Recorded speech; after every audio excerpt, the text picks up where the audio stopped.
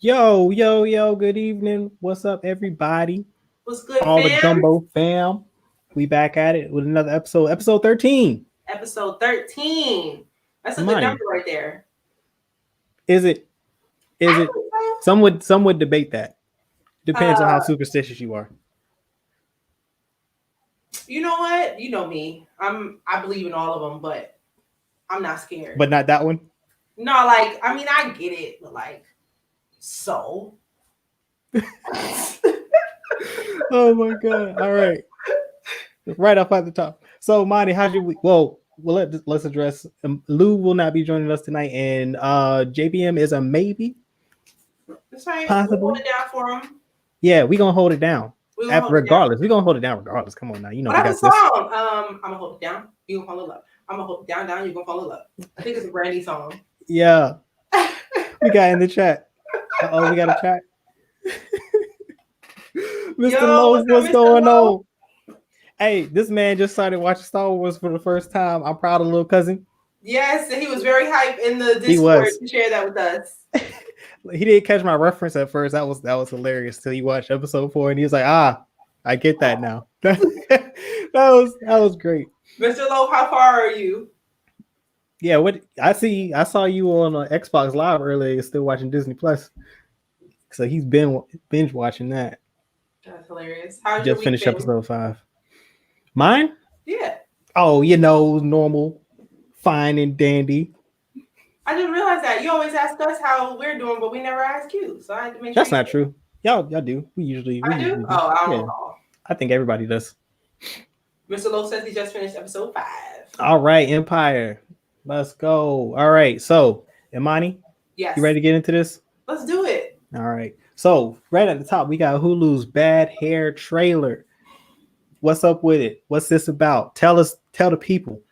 So, as we know, hair is a big topic in the Black community, and they addressed some of the serious ones in this horror flick on Hulu called Bad Hair.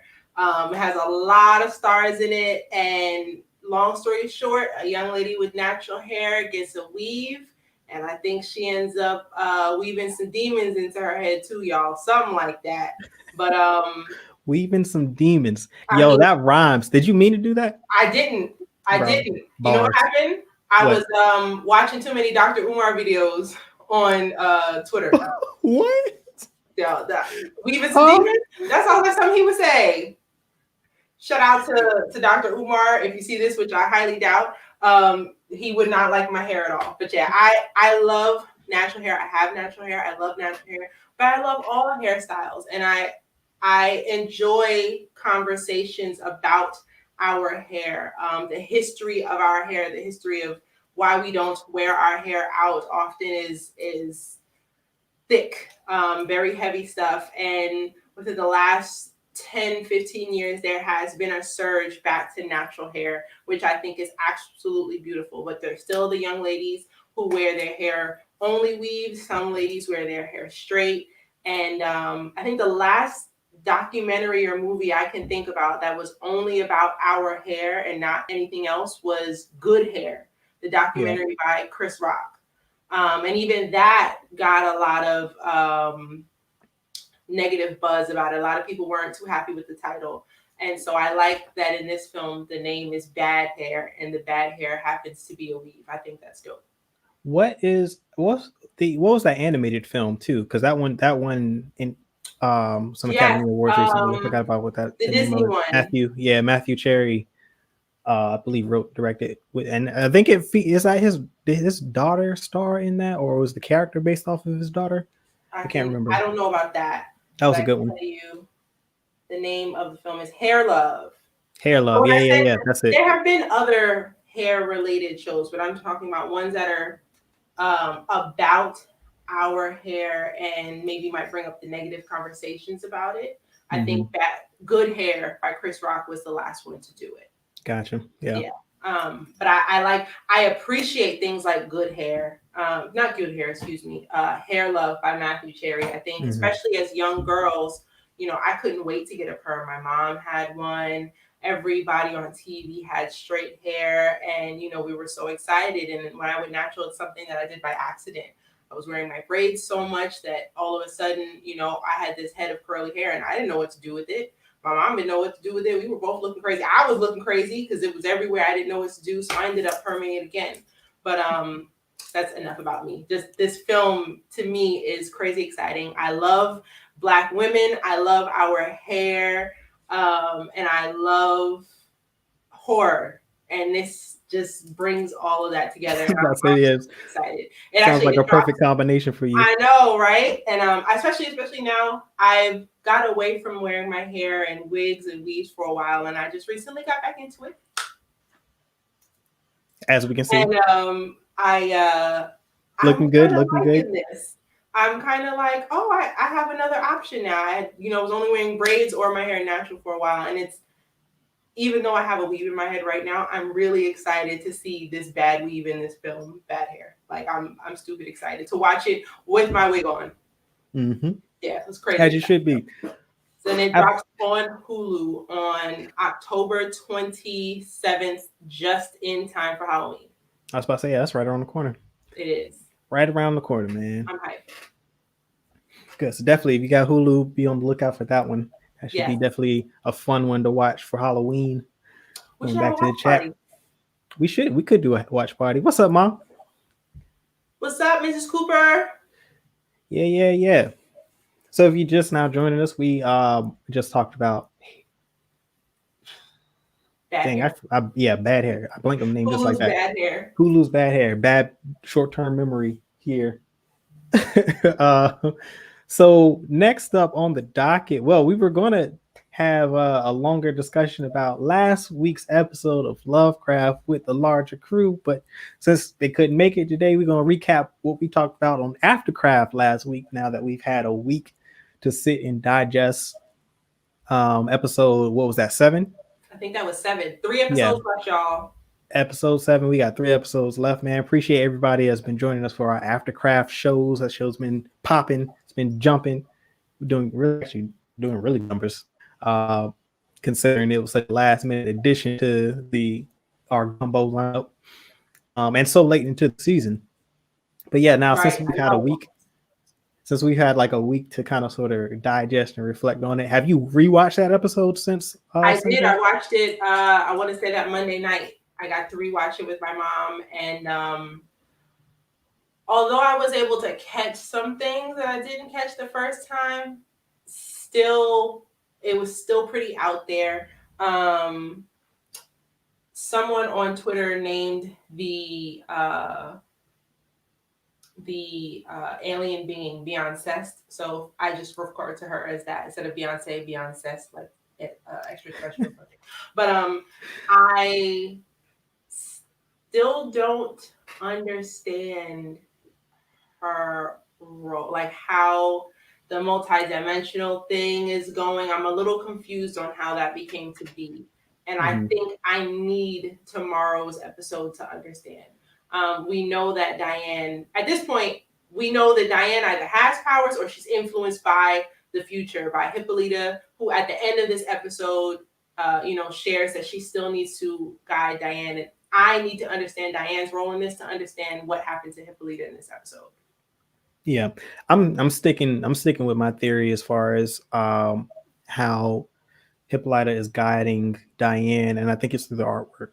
Like, I think she's been doing it all along. I think they're doing some time bending where we are seeing her influence her daughter by aiding in the artwork that she's creating on the maps, that is like really helping guide our cast through this series.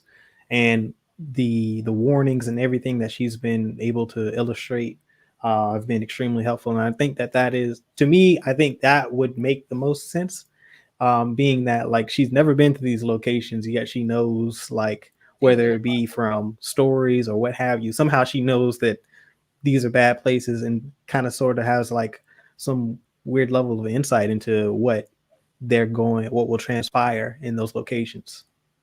Absolutely.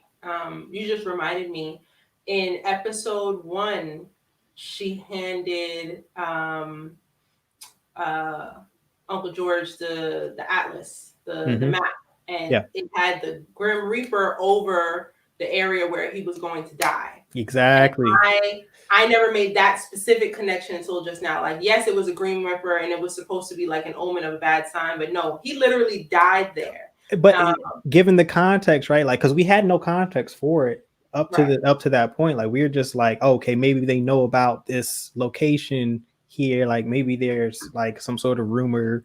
Um, maybe this is a bad place for Black people to go, and so right, it's because there were a lot of the earlier episodes had a lot to do with race and racism specifically. right.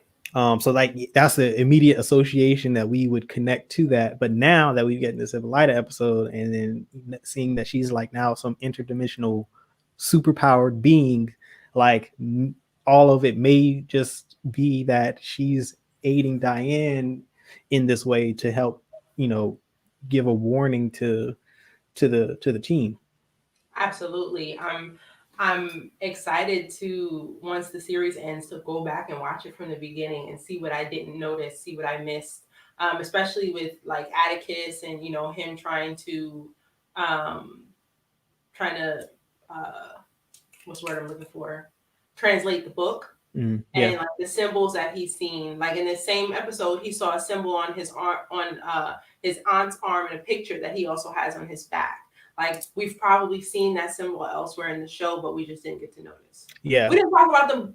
You know what's crazy? This episode was so beautiful and so amazing, but the biggest news of the episode, I don't think anybody is talking about. That is. Letty is pregnant, y'all. Oh yeah, true. Yeah, no, true. Yeah. You're like, right. not that Hippolyta didn't go through something great, but that's not news. Like, Letty is pregnant, y'all. And according to Coop, she's pregnant with one of them vampire demons from the first episode. It's the only explanation for her. Like, she was repulsed by that garlic, like severely. Like, it made her sick, like immediately. So I was kind of like, that to me is like, all right, vampire. We seen the monsters in the film, and then we see the proof early on in the episode, going back to what we saw with the artwork in the Atlas. Like, I think it's the same thing. Like, there was a reason why they showed them. It was was it false insemination of the cow with the vampire creature? Like, the cow gave birth to the vampire creature. Well, we didn't see how that happened. We just saw her give birth, right? Exactly. But it's that there's magic involved somehow, because that's like it clearly wasn't a natural insemination of the cow. So same thing I think possibly happened in Letty. Excuse me.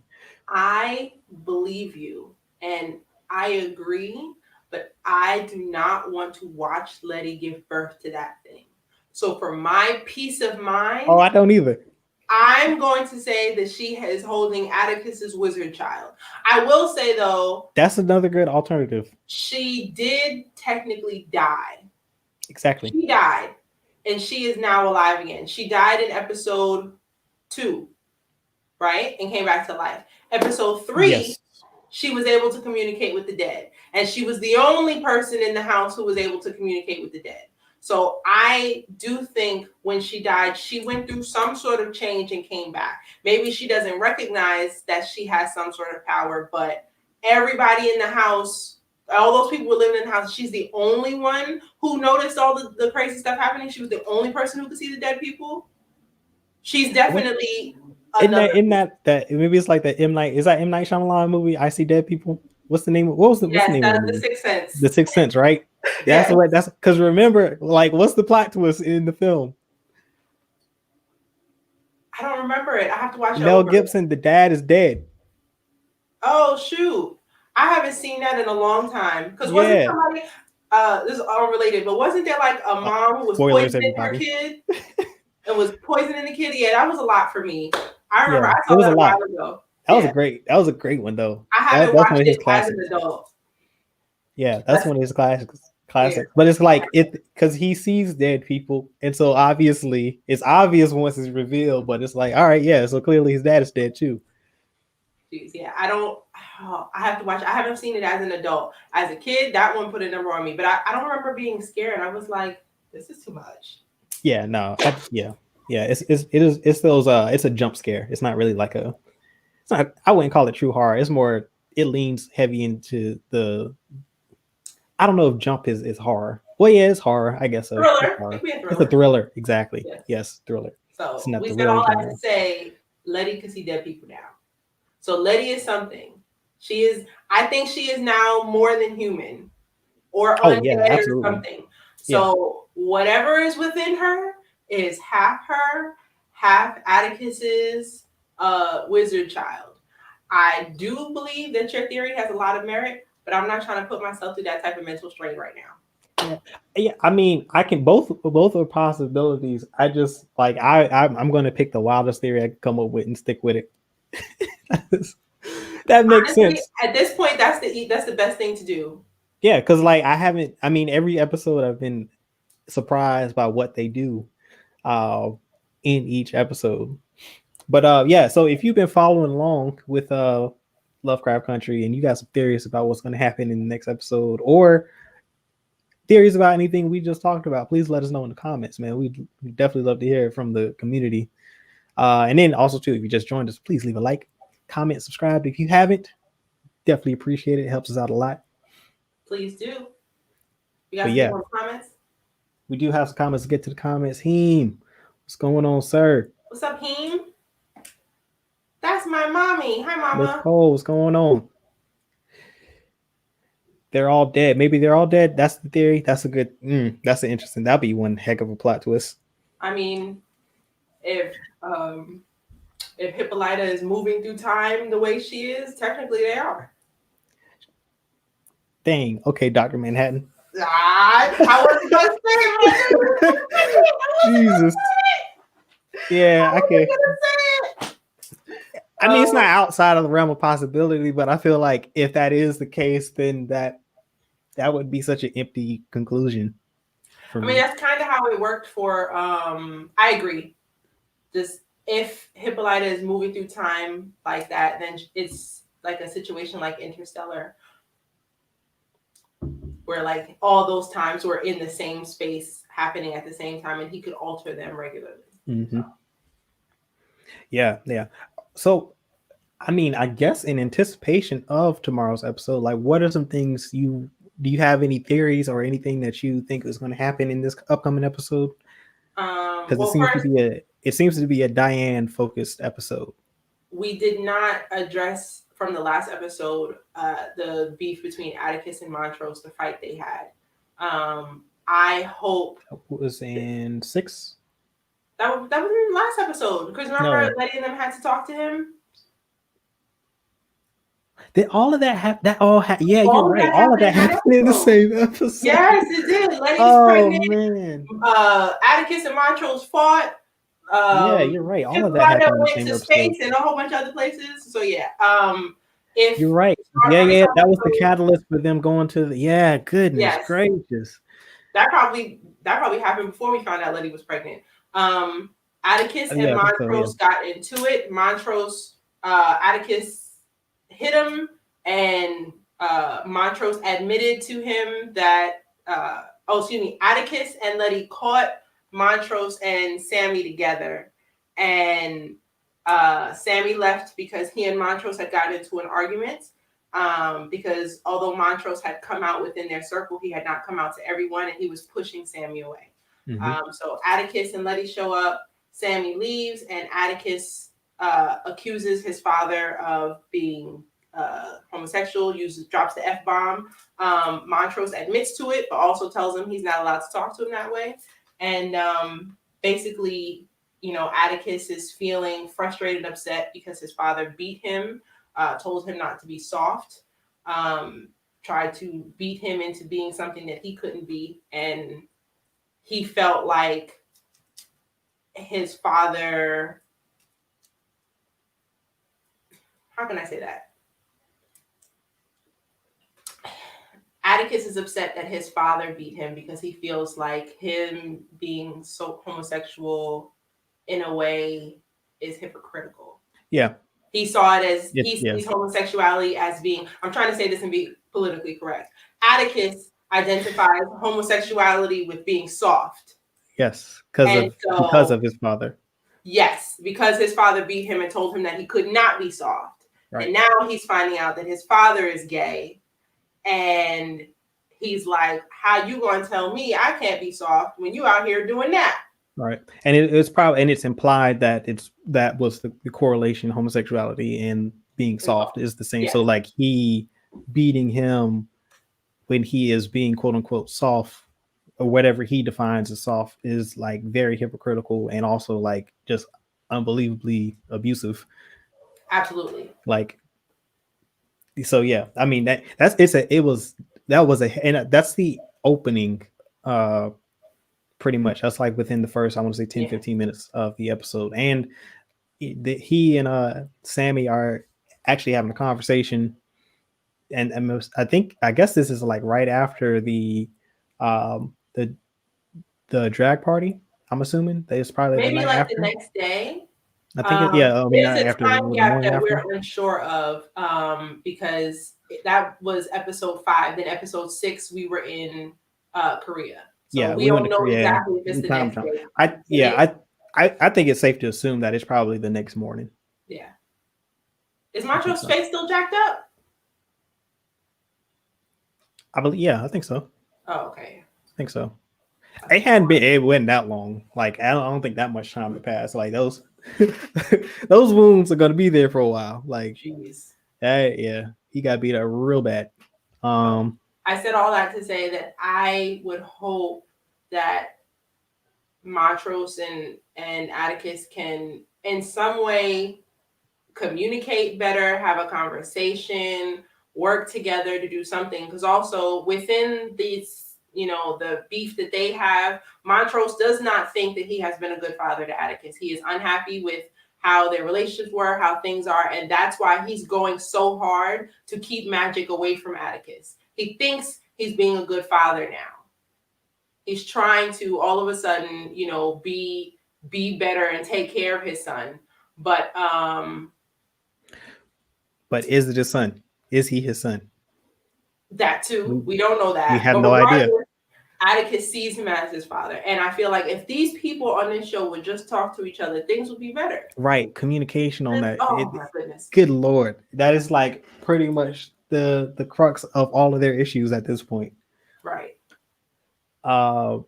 Definitely agree. Mom says his face looked better, no swollen eyes. So maybe a couple of days. So. Yeah. You know what? It was long enough. Or it might have just not been in the budget to keep. I'm screaming. It was long enough for Hippolyta to come back because then in this episode, she was leaving. Yeah. So some time did pass. Also, I would like to see. It's time for Gia to come to Chicago. Yeah. I think we were talking about that on Aftercraft last week. Was that being a possibility? And her and Lady interacting. Yeah, and also just knowing like of what type of power she has.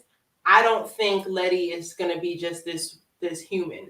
I think Letty is more than that and doesn't know yet. And I would like to see the clash of the Titans, to put it lightly. Yeah, like, I think I can buy into that. Yeah, I think. Also, I want to see Gia beat a white supremacist with her tails. Oh man, yeah.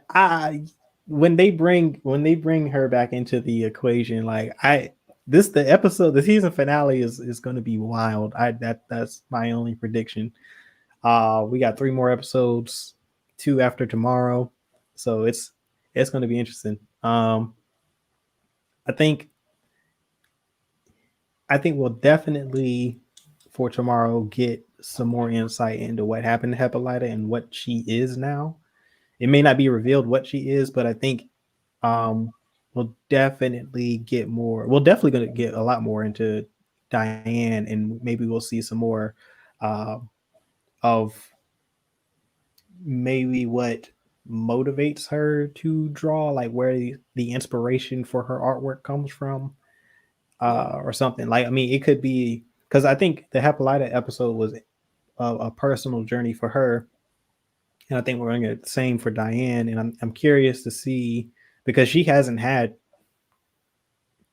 but few speaking parts. Like we really don't know much about Diane, other than she's an artist. She's Uncle George and Hippolyta's Aunt Hippolyta's daughter, and she and Tick are like brother and sister. That's So, it. yeah, I'm I definitely. And also I'm pretty confident at this point that Hippolyta does not come back as human. Oh, absolutely. Yeah, I'm not. Yeah, yeah. I think we may see her on the show, but I don't know if we're gonna see her as Aunt Hippolyta. Not in the way that we've seen her previously. She's on another astral plane at this point. Yeah, for real. Like, yeah, she's she's ascended. Right. For sure. All right. So yeah, I think that's all I got for Lovecraft. I almost called it Aftercraft. That's hilarious. Speaking of Aftercraft, make sure if you watch the episode tomorrow at 9 p.m. Eastern Standard Time to join us at 10 p.m. Eastern for our Aftercraft show, where we're going to do live reaction breakdown of that episode, talk about what we saw, what we witnessed, just give our raw reaction to the episode. Me and Amani. Let's get it. It's a good time. I've definitely been enjoying that too, because it's like so much happens in those episodes, and it's just fun to talk about it. I know. In a way, like I'm excited that I can give my immediate reaction, but another Right. way, like I'm like, dang, I need to watch that again. Yeah, but it's fun too, because like we're reacting at the same time as everyone else that joins us on the show, because it's like everybody is pretty much like your mind is still racing after what you just saw, and you're trying to piece everything together. So that's fun. Well, for me, it definitely is fun for me to do that. Definitely, I'm hyped for tomorrow. I'm also the police officer, the sheriff with the torso of a black man. He's got to go. I don't know how many times we're gonna see this man on camera, and but it's didn't time he for him pop to up? die. He popped up in the preview too for tomorrow's episodes. Yeah. He's interviewing Diane, because remember, Diane's comic book was at the scene of the crime where the officers were shot outside of that machine. Yeah. So they're going straight to her to see what's up. Yeah, they're gonna be looking for that, for sure. Yeah, she's gonna. Yeah. There'll be a confrontation. If there's a confrontation between her and the police officer in some way or form, and that's gonna be an intense episode. All right. So if you're ready to move on, I think you do that. Stuff to talk about, right?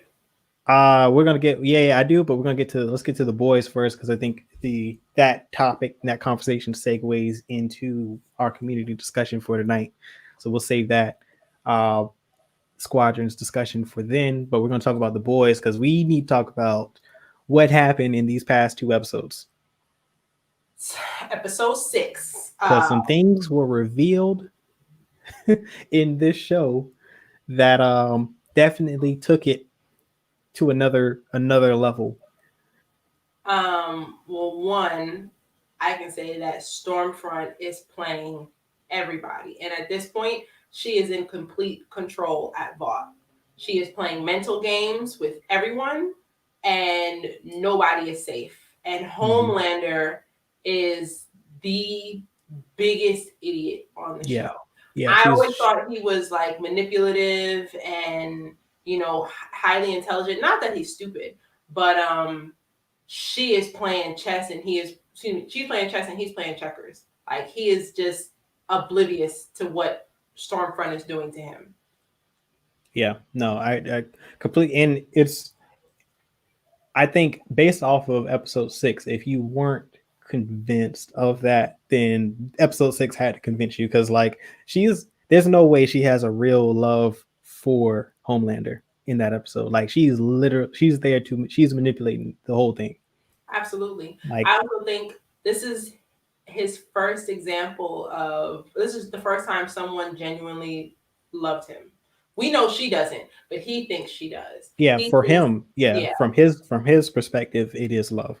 That's for sure. Like he's had to force people to like him before. He's Mhm. had to, or not even to force them. He's had to force them to pretend.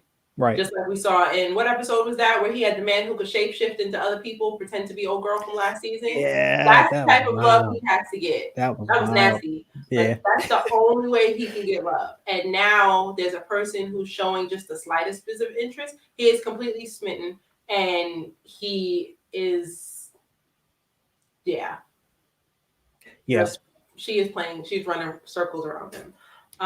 What else did we see last episode? We saw So that we go to the mental asylum. Well, not the mental asylum, but the it's not a mental asylum, but it's a asylum for soups gone wrong.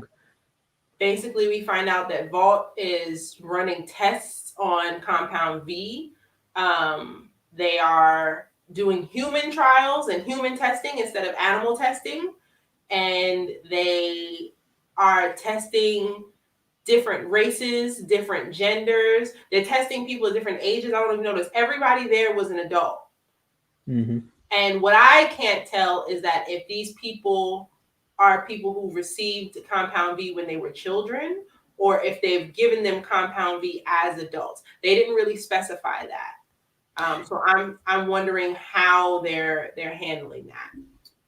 Yeah, I'm yeah, based on the reveal, I would say that they aren't doing these experiments on children. I think that these are handpicked individuals that they're testing on.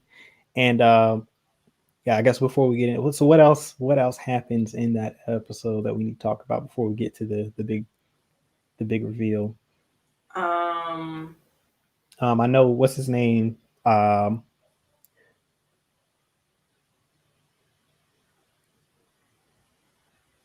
What's the Starlight's boyfriend? Huey.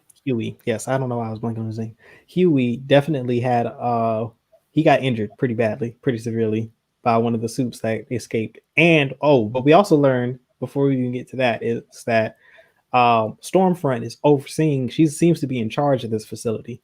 Yes, Stormfront is in charge here. Vought knows about it. We also had a cameo by the actor whose name escapes me, who played Iceman in the X-Men franchise, get to basically play Pyro. I thought that was dope. That was hilarious. Yeah, that was great. That was pretty funny, and I was gassed to see him. I was like, wait, yeah, because he fire powers, like it's the complete opposite power, which I thought was dope. Yeah, and it was. I was like, when he popped up, I was like, yo, he looks familiar. Like I've seen him. And then I looked it up, and we just found out that he plays Lamplighter. Yeah. They only mentioned in bits and pieces at the beginning or in last season. This is the first time we've heard of Lamplighter this season. Right. But he is basically her handler. Assistant, her handler. The facility, but he's like her communication. She speaks to him. She doesn't speak to the doctors or anything. All right. He's the liaison. Correct. And he's basically this is also like somewhat of a prison sentence for him. Yes. Handed by Vault based off of something that transpired before season 1 that is kind of sort of the why Butcher and the whole team is involved in trying to take these superheroes out. We get some insight into that and what happened and all of that, which was great. Yeah, he accidentally killed the children of a high government official. Yes, the FBI agent that is. Yeah, she was like director or Butcher's. Something. Yeah, like Butcher's contact. Yeah. He accidentally killed her children, thinking that she was in the bed. Yeah. I'm trying to think. Am I missing anything? Watching that next episode threw me off. Yeah, so prison break. The soups escape. We get Sarah, I believe her name is Cindy. She looks to be very powerful as a soup. Yeah. I also think some of these people in there are not right in the head, because she didn't look right in the head to me. I don't think anyone in there is right in the head. Most of the people in the show are not right in the head, but these specifically are not right in the head. Like these are definitely way off. They're definitely off the range, to put it mildly. All of their superpowers seem to be they seem to either not have control of their superpowers, or they're just too overpowered to let loose in public. Or their power is just so nasty, they need to be locked up forever. Yep. Between the man who's throwing up acid and the man who's got 3 legs. Yes. Yeah. They need to stay up in jail. They don't need to come outside. You do not need to let that man outside. No. No, man, and not with the amount of control he has over that third leg. That if I don't know if y'all noticed, but it touched Mother's Milk's face. It touched his face, y'all. And if you saw the boys, you know what we're talking about. If you haven't seen it, we're not gonna say what it is. You need to go watch the episode. Yeah, definitely go watch that. Because if you haven't seen, if you stopped at episode 5, you need to go watch episode 6 and 7. For sure, to see what we're talking about. And so then Stormfront comes back. Torch, no, not Torch. I want to call Lamplighter. Helps our heroes escape. Yes. After they break in, he's able to talk Stormfront out of the immediate area they were in to get her away from the server room or wherever they were hiding. Yeah. They got out of there. But then before they did that, Cindy was in the doorway, and Cindy was about to kill them. I think she was just walking. I didn't notice if Cindy saw them. Did she see them? Yeah, no, because somebody threw the oxygen tank out on the floor. Like they opened it up and like it started smoking the whole room. Got you. And she crushed it with her mind. Yes. And then she turned in their direction, and then that's when Stormfront came in, lightning blazing, and put her to sleep, basically. And it looked like she gave her like a full dose of lightning, and it didn't even like burn her or anything. Like all it did was put her to sleep. Yeah, it just knocked her out. Yeah, this chick is super OP. It's also been nice to see how the supers are against each other. We haven't actually seen too many straight super fights, super on super. We did see the girl who's been dating Frenchie, the soup who's mute. We saw her brothers fight Stormfront, but Stormfront is just so powerful that it wasn't really a good match. Plus, his power required him to use his hands, and once Stormfront knew that, she was able to take him down. But like watching Stormfront handle the other soups, watching Lamplighters handle the other soups, like we're starting to see that these people are not dolls.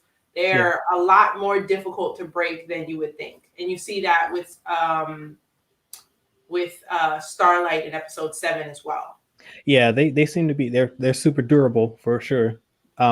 Except for the mute's brother.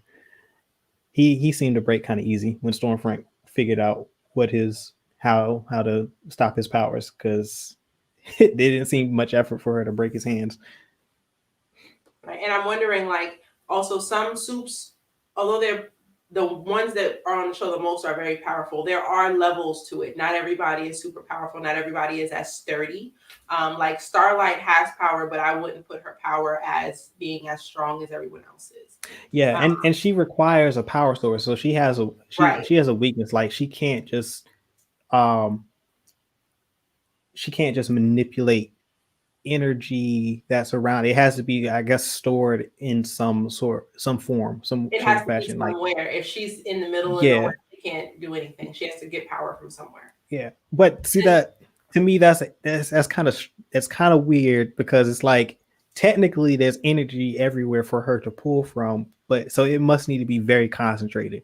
You know what she needs to do? Remember when Apocalypse was talking to Magneto? And he was trying to tell him that there's metal everywhere in the ground, and Magneto was all of a sudden able to do that. Somebody needs to have that conversation. That's what I'm saying. Exactly. Yeah. Like they're keeping her suppressed, because like literally their energy is flowing all around her constantly. Yeah. I mean, we got an electromagnetic field, like how she can't siphon from that. She definitely needs some soup on or soup. at least carry some Trained by AA her mom. batteries or something.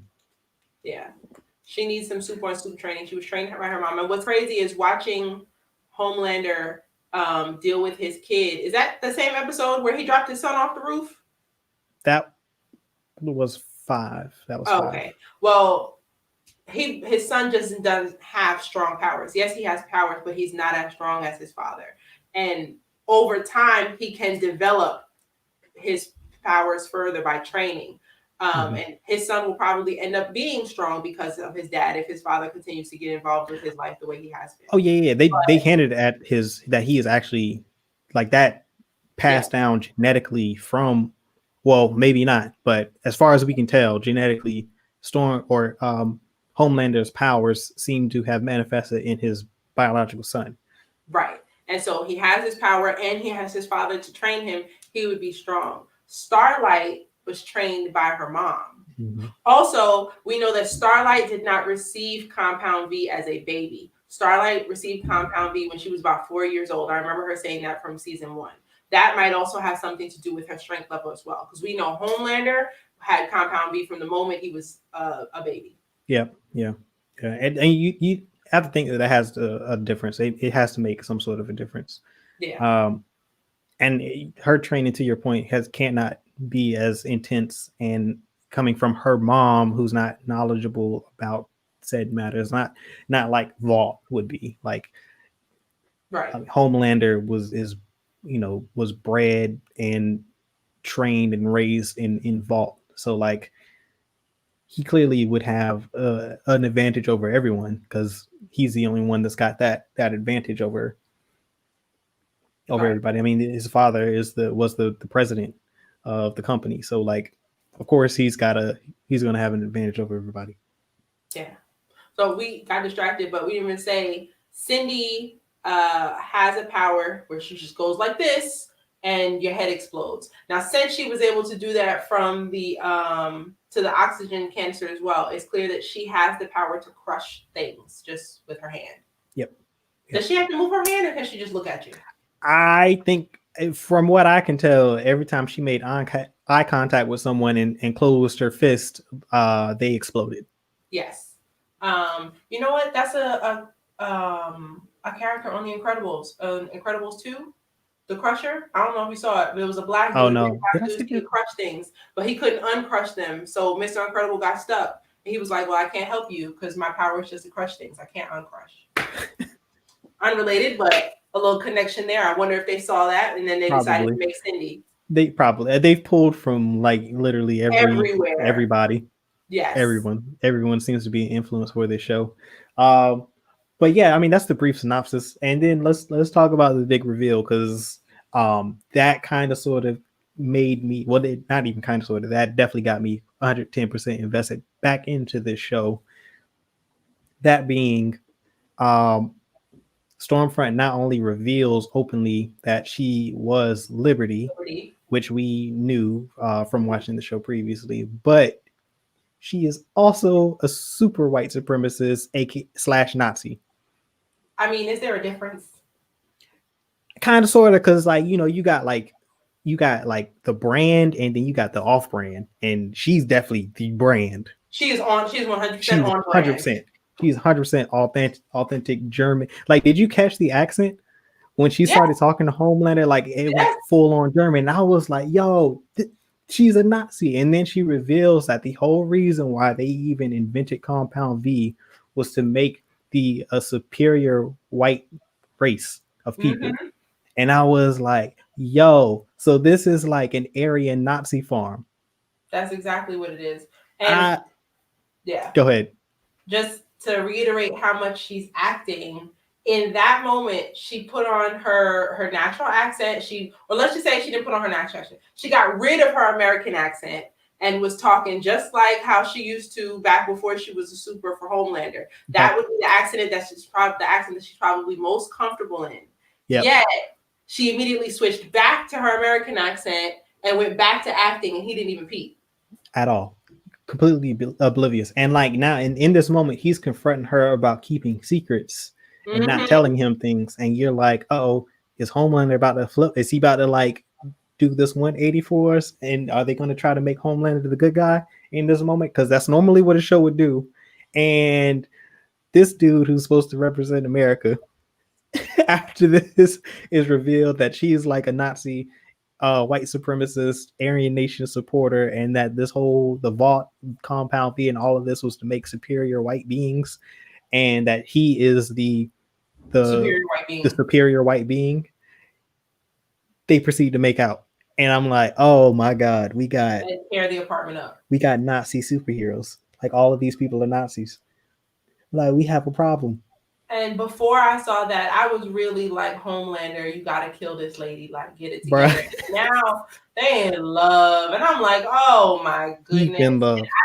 I need him to stop seeing hearts so that he can look through her, because yes, he is still awful, and yes, she's a Nazi, and he's cool with that. But what he would not be cool with is her manipulating the situation. What I don't understand is, just a couple episodes ago, she had people on her little meme farm making anti-Homelander memes. And he just forgave it. Right.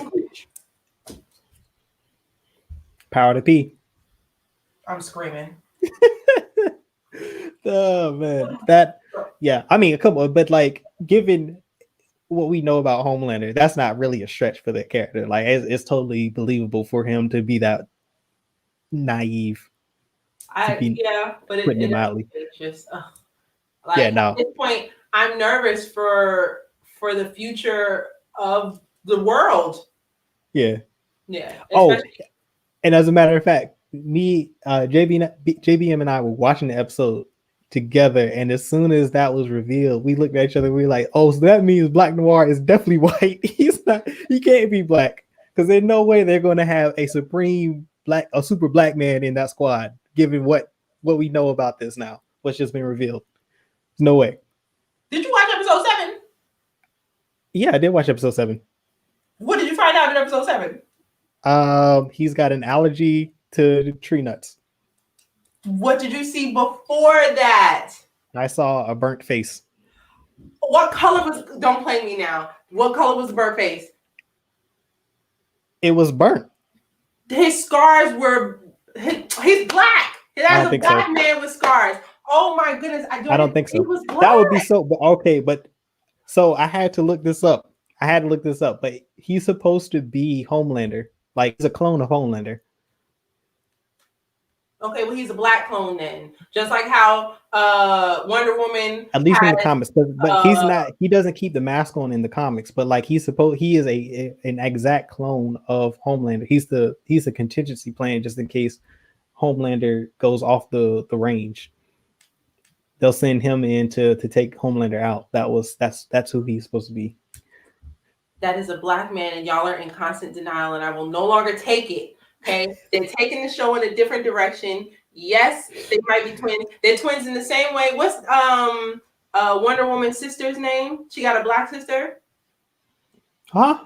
You didn't know Wonder Woman has a black sister? No, I didn't know she had a black sister. When did this happen? Black sister. That's probably why they did this, since they pulling from everywhere. When did they do this though? Black sister. When was this revealed? Huh? When was this revealed? How long has she had a black sister? She's always had a black sister. She couldn't have always had a black sister. Wonder Woman's black sister. Let me do my Googles. Wonder Woman's black twin. They're twins. And her name is Nubia. And I should have remembered that. I'm sorry, y'all. When did she first appear? First appearance, January 1973. 73 for real? Yes. Wow. I did not know that. Exactly. So that being said, that was probably their inspiration for Black Noir and Homelander. Wait, doesn't Noir mean black? Yep. So his name is Black? Yep. Come on now. Y'all really trying to think they named a white man Black? Exactly. That's the black man. I'm not letting y'all take that from me. Yes, his face was heavily scarred, but those scars were chocolate. I saw him. You saw him, and you're in denial. That's that. I'm not in denial. I'm just saying, like, given what we were told in the previous episode, they have to explain why. Well, unless then that means Well, remember, we also saw in that previous episode there was the guy who was shooting arrows. But he's out. They've been kicking all the black people out. I mean, that's what they do. But that don't change the fact that Black Noir is black. But they not. My point is, why would they keep what? But unless. But let's be clear though, to the public eye, Black Noir never actually shows his skin. So as far as they're concerned, he's they don't know what he is. Yeah, but he might be like Sam Jackson in Django. Oh, I'm not okay. You're right. You're 1,000% right. And if that's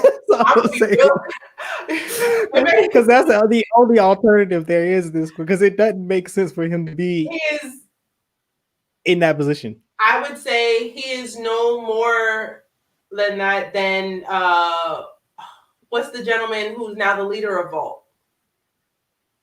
He's got to be the same. Yeah. He got. They definitely cut from the same cloth.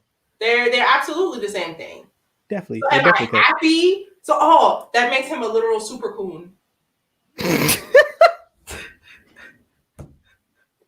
Oh my god. He's a super coon. Oh, Black Noir is a super coon. Oh my god. Yo, yeah. I'm so happy I made that little connection. So that's what we're left with. Like, those are the only two options for this character. He's either white or he's a super coon. That's it. All right. What if I'm about to take it there? What if he's super cooning just to accomplish a goal, right? Nah, bro, you're taking it too far. I don't care. There's nope. The super black man is gonna jump out and do the right thing. Nope. I'm reaching. No, you can't go that deep. I'm sorry, because no. Let me he's in too deep. No, he can't. I'm just trying to tell you, no, he's not. This dude is not redeemable. Dang. There's no redemption for this character, especially if he's black. Like, no, absolutely not. Well, dang.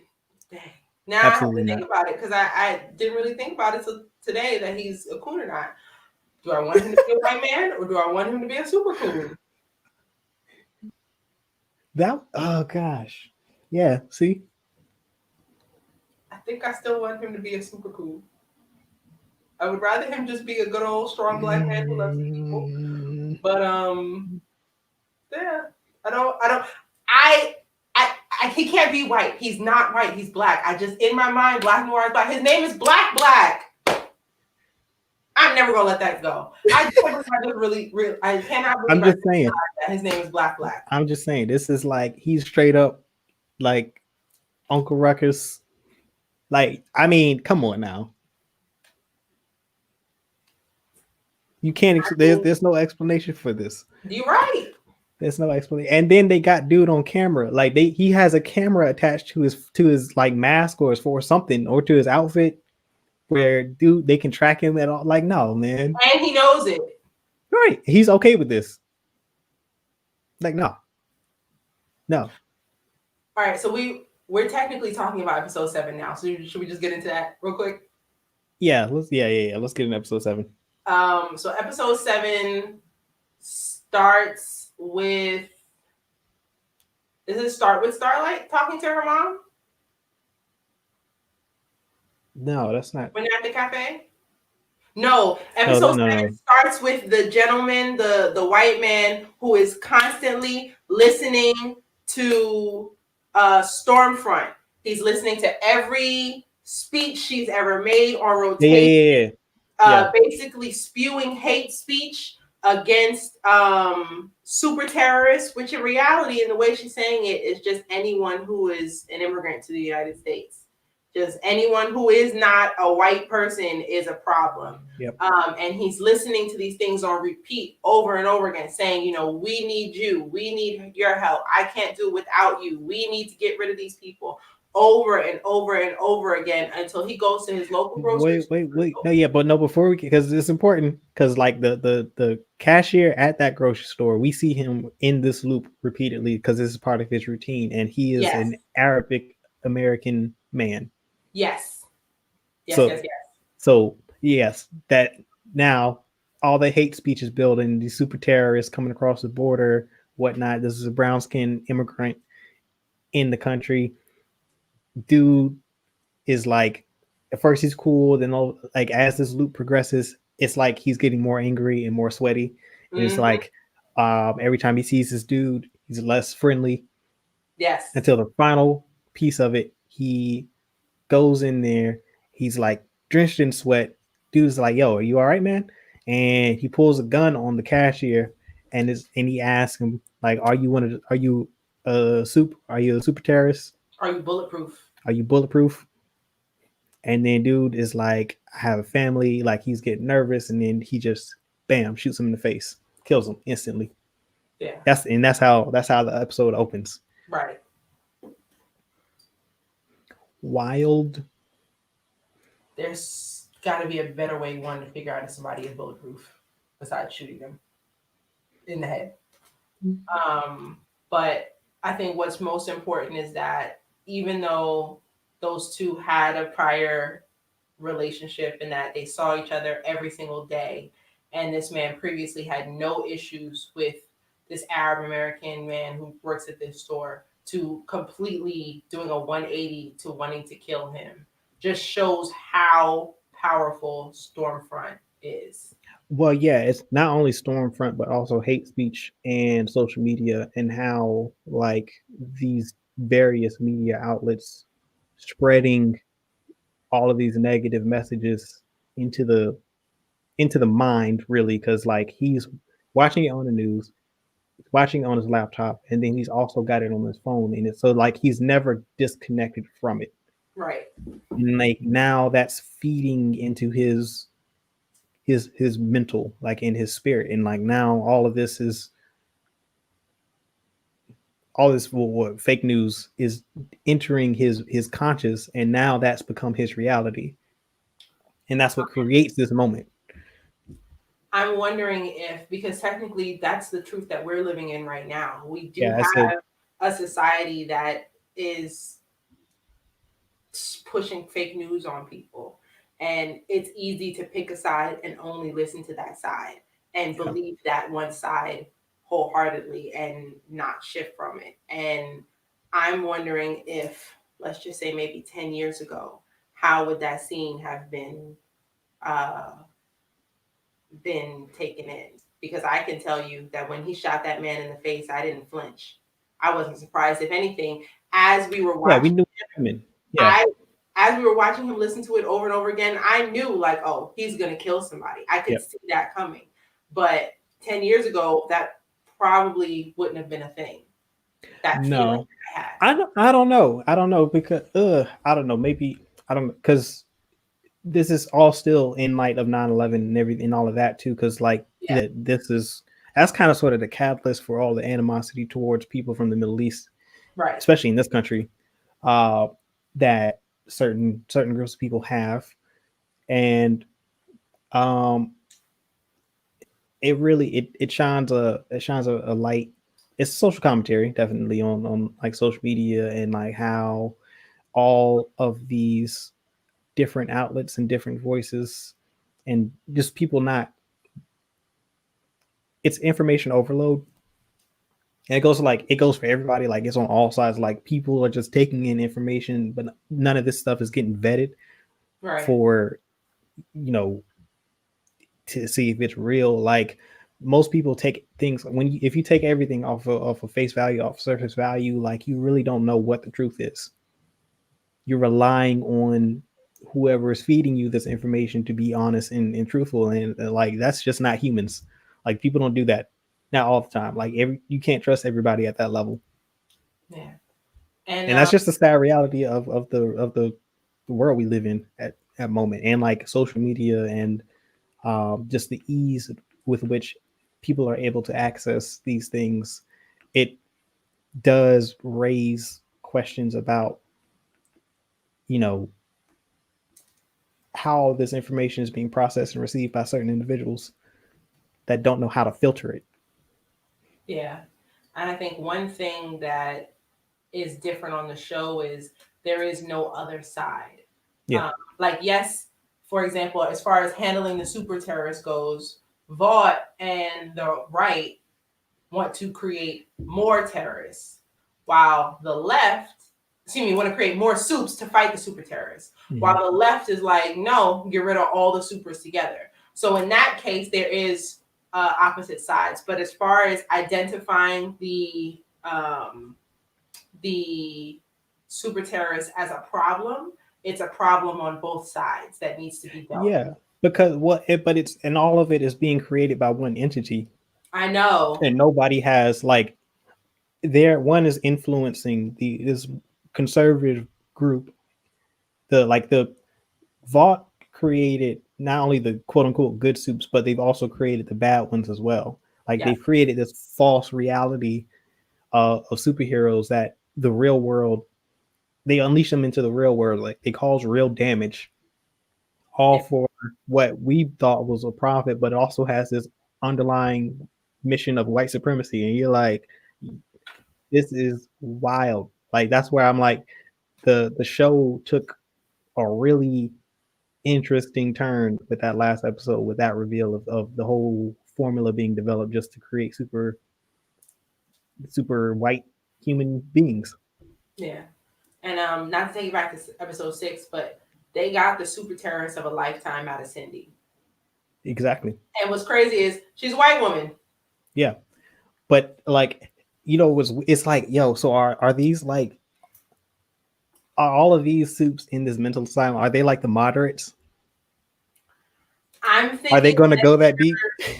some were super terrorists. Like you had That's what I'm saying. But like, yeah, the man with the third leg was Russian. So a lot of them, I think, were made to be super terrorists that they, like you said, they either could not control, or their power was too nasty, or they just were not ready to be let out yet.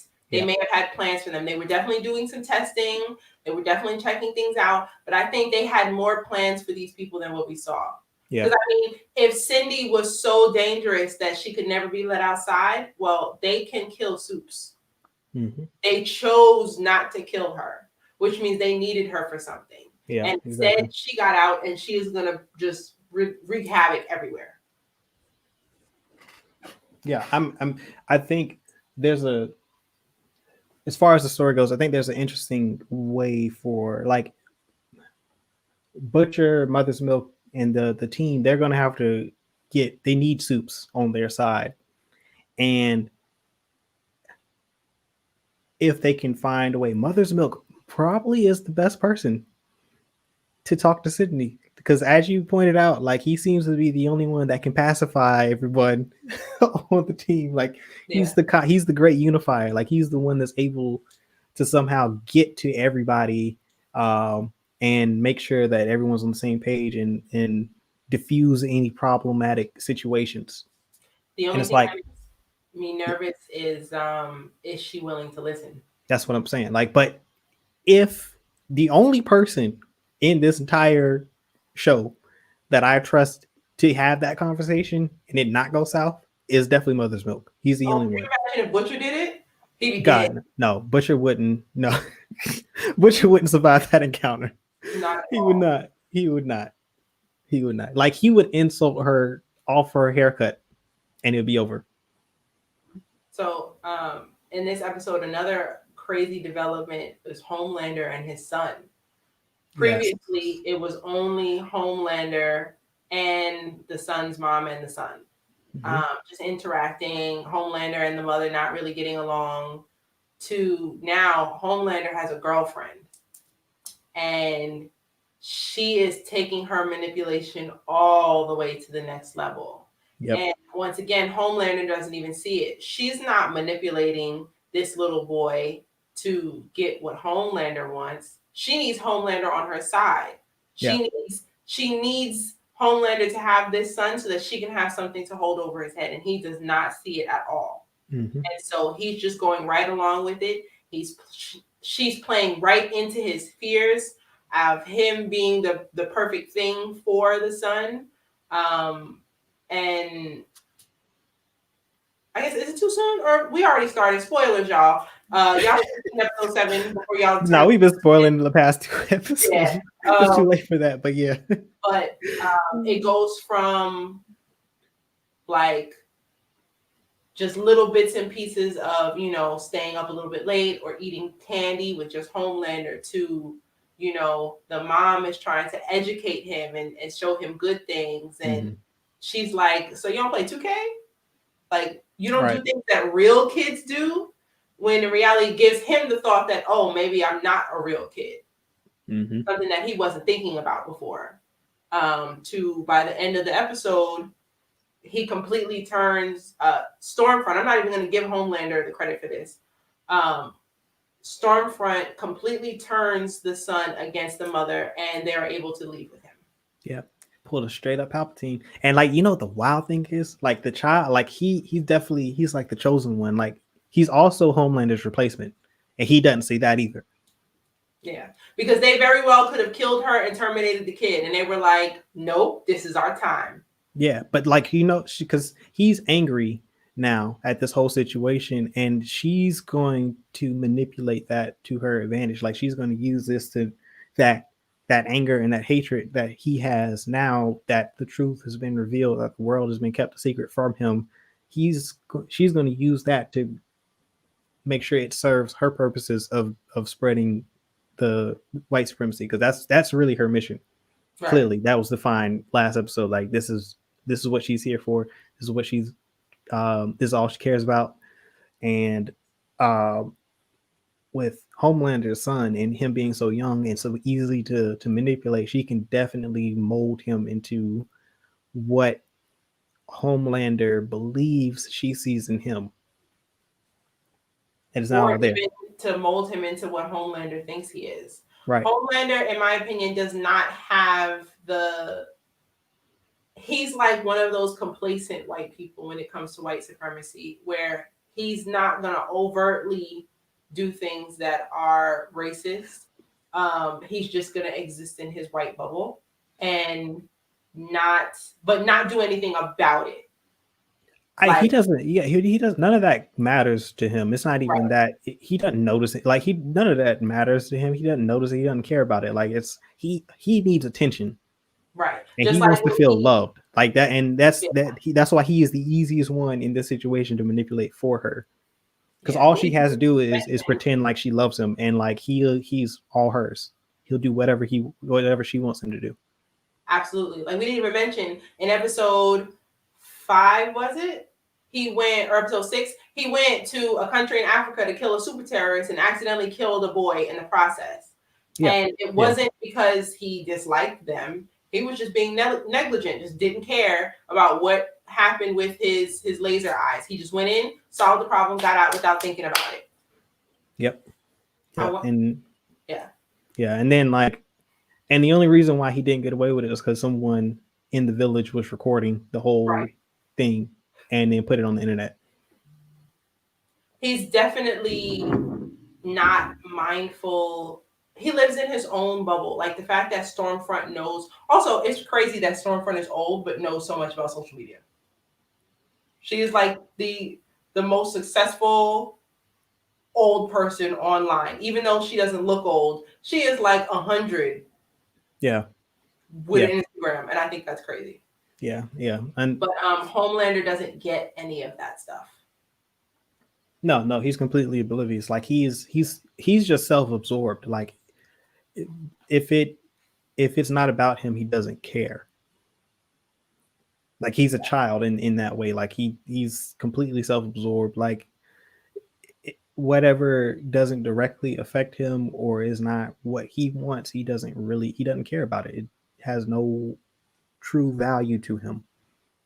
Absolutely. That poor kid, his life's about to be jacked up.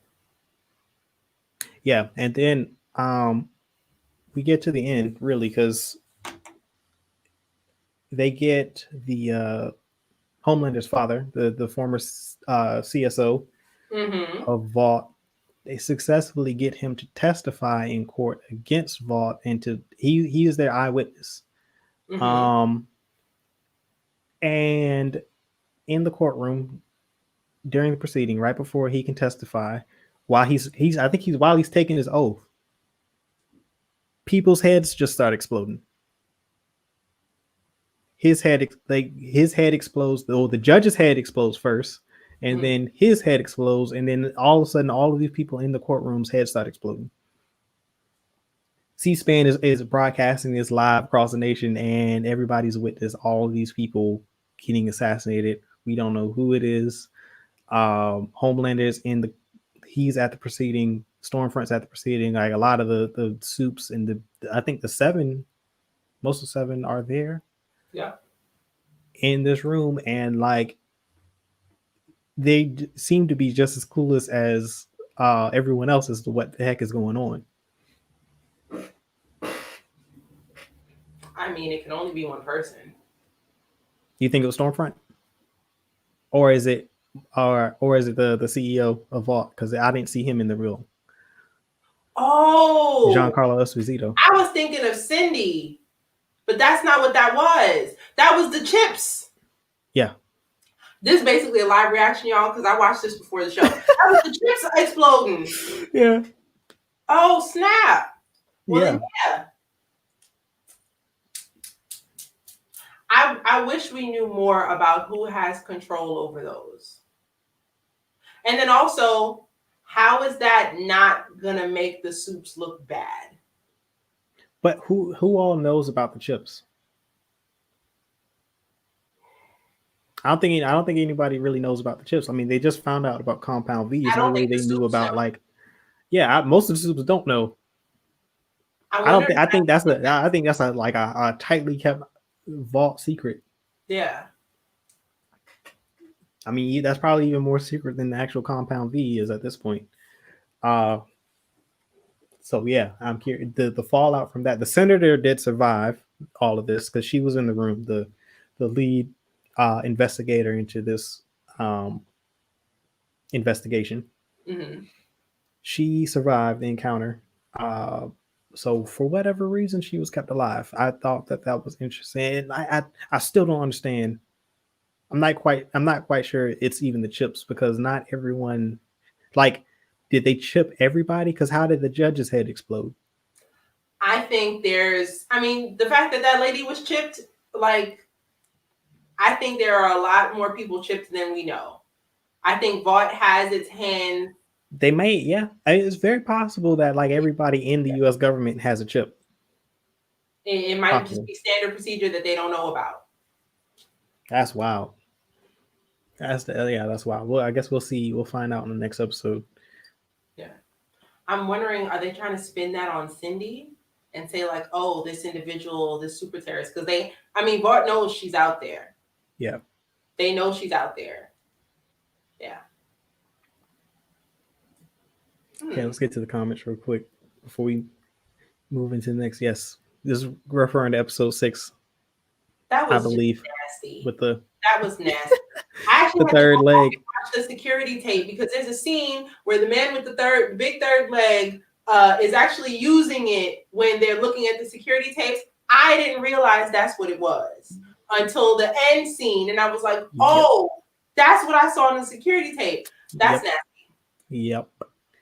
Yep.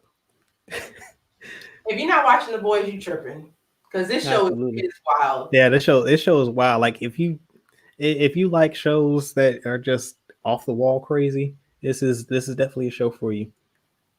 Yeah. OG Coop, it's good to see you, showing love. Judy. All right. Okay, so last topic of the night before we get into the community discussion. As you all know, as you can see, I'm in the command center right now. You know what I'm saying? New Republic Command Center right behind me. Been running some missions. Star Wars Squadrons was released on October 2nd at midnight. I did a midnight stream on Twitch. Did some campaign missions. I'm going to give my first impressions and reactions to the game thus far and my experiences. I have also played some multiplayer. I was streaming that a little bit today. And I gotta say, it's early, but EA kind of surprised me with this one.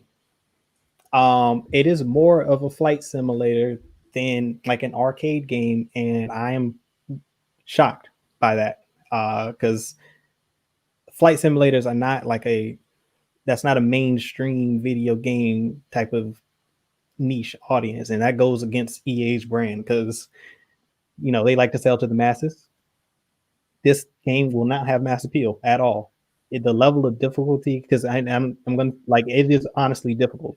I watched Coop play on Twitch a little bit, and that I don't want to play that at all. That was wild difficult. It is very difficult. Like I have a flight stick, so like I have a hands-on throttle and stick. So I've got an actual like flight stick with rudder control, throttle control, like, and I've got most of the commands mapped out onto my flight stick, which I had to do manually as I was playing, which once again, that's going to be frustrating for anybody who doesn't play flight simulators. Like I play flight simulators, so I was kind of expecting some of that, but most come already pre-mapped to your controller, so you don't have to make any adjustments if it's more like of an arcade simulator, like a game like Ace Combat, which is probably the most popular arcade flight simulator there is on the market. This to me leans more into the Elite Dangerous category, which is not like the most hardcore flight simulator there is, but it definitely isn't for beginners. Takes a little while to get adjusted. Each of the ships, there are 8 ships that you can play. Well, actually, before I even get into that, back to EA. EA has popularized this pay to win loot box virtual currency formula. Like it's a thing that's been popular in video games over the past 10 years at least, where the video game companies put these paywalls in their game where if you want certain cosmetics or certain upgrades on the more extreme side, like that's what we call a pay to win scenario, where like you literally cannot progress as a character unless you buy things with real money in the game. That's what we call a pay to win scenario. And most people don't like those games at all. Like the only ones nowadays that are kind of like successful with that pay to win model are like MMOs that have like player based economies. So that way, like demand, everything in the game has like a level of demand. So, the price depends on how much in demand this particular item is on the market. Like who? Fortnite? No, Fortnite. No, Fortnite. That's not a pay to win scenario. Like I think most of those things are cosmetic, so it doesn't really doesn't enhance or take away from gameplay if you don't buy these things. It's just to make your character look cooler. Gotcha. Which is fine. Like that's kind of like the middle ground most people have found. And then you got games like 2K where you've got virtual currency that you use to upgrade your character, your player. But you can earn the currency through contracts and endorsement deals that you get while playing the game. So you can play the game and still get this currency to upgrade your character, or you can just spend like $50 to get like 250 VC, which will get you to 85, which is what you can max out at, which is the character cap for the beginning of the game. None of that is in this game. You don't pay for DLC. There's nothing to pay for. None of the cosmetics you have to pay for. Like you spend the $40, you get everything in the game, and you just play and unlock things as you play. Which is how games used to be when games were, I don't know, less corporate. The games were less of a money grab, or like it was just a one-time purchase and you got everything in the game. Like those are the games I grew up on. Like I didn't have to when you bought a game, that was it. You got everything included. Like, and from there, everything that you unlock by playing the game. And this game is very much like that. And I appreciate that because EA has been notorious for loot boxes and paywalls of this nature. And so I'm shocked. This is also a $40 price tag, but it's also not a complete game. The story the single player story is about 8 to 10 hours. And I think the average is closer to 30 now of gameplay. So it's not like, that's why I said it's not really like a full game. It's not a full game experience. And then there's only 2 multiplayer modes. There's dogfighting, and then there's fleet command. But to get into the game, I will say that each of the ships, there are 8 ships and 4 classes. Each ship flies different. The Republic and the Empire, all their ships are designed to fly and fight a certain way, and is reflected in the game. You got a fighter class, you've got an interceptor class, you have a bomber class, and then you have support classes. For the fighter class, the X-Wing is the New Republic flagship model, and then the TIE Fighter is the Empire's.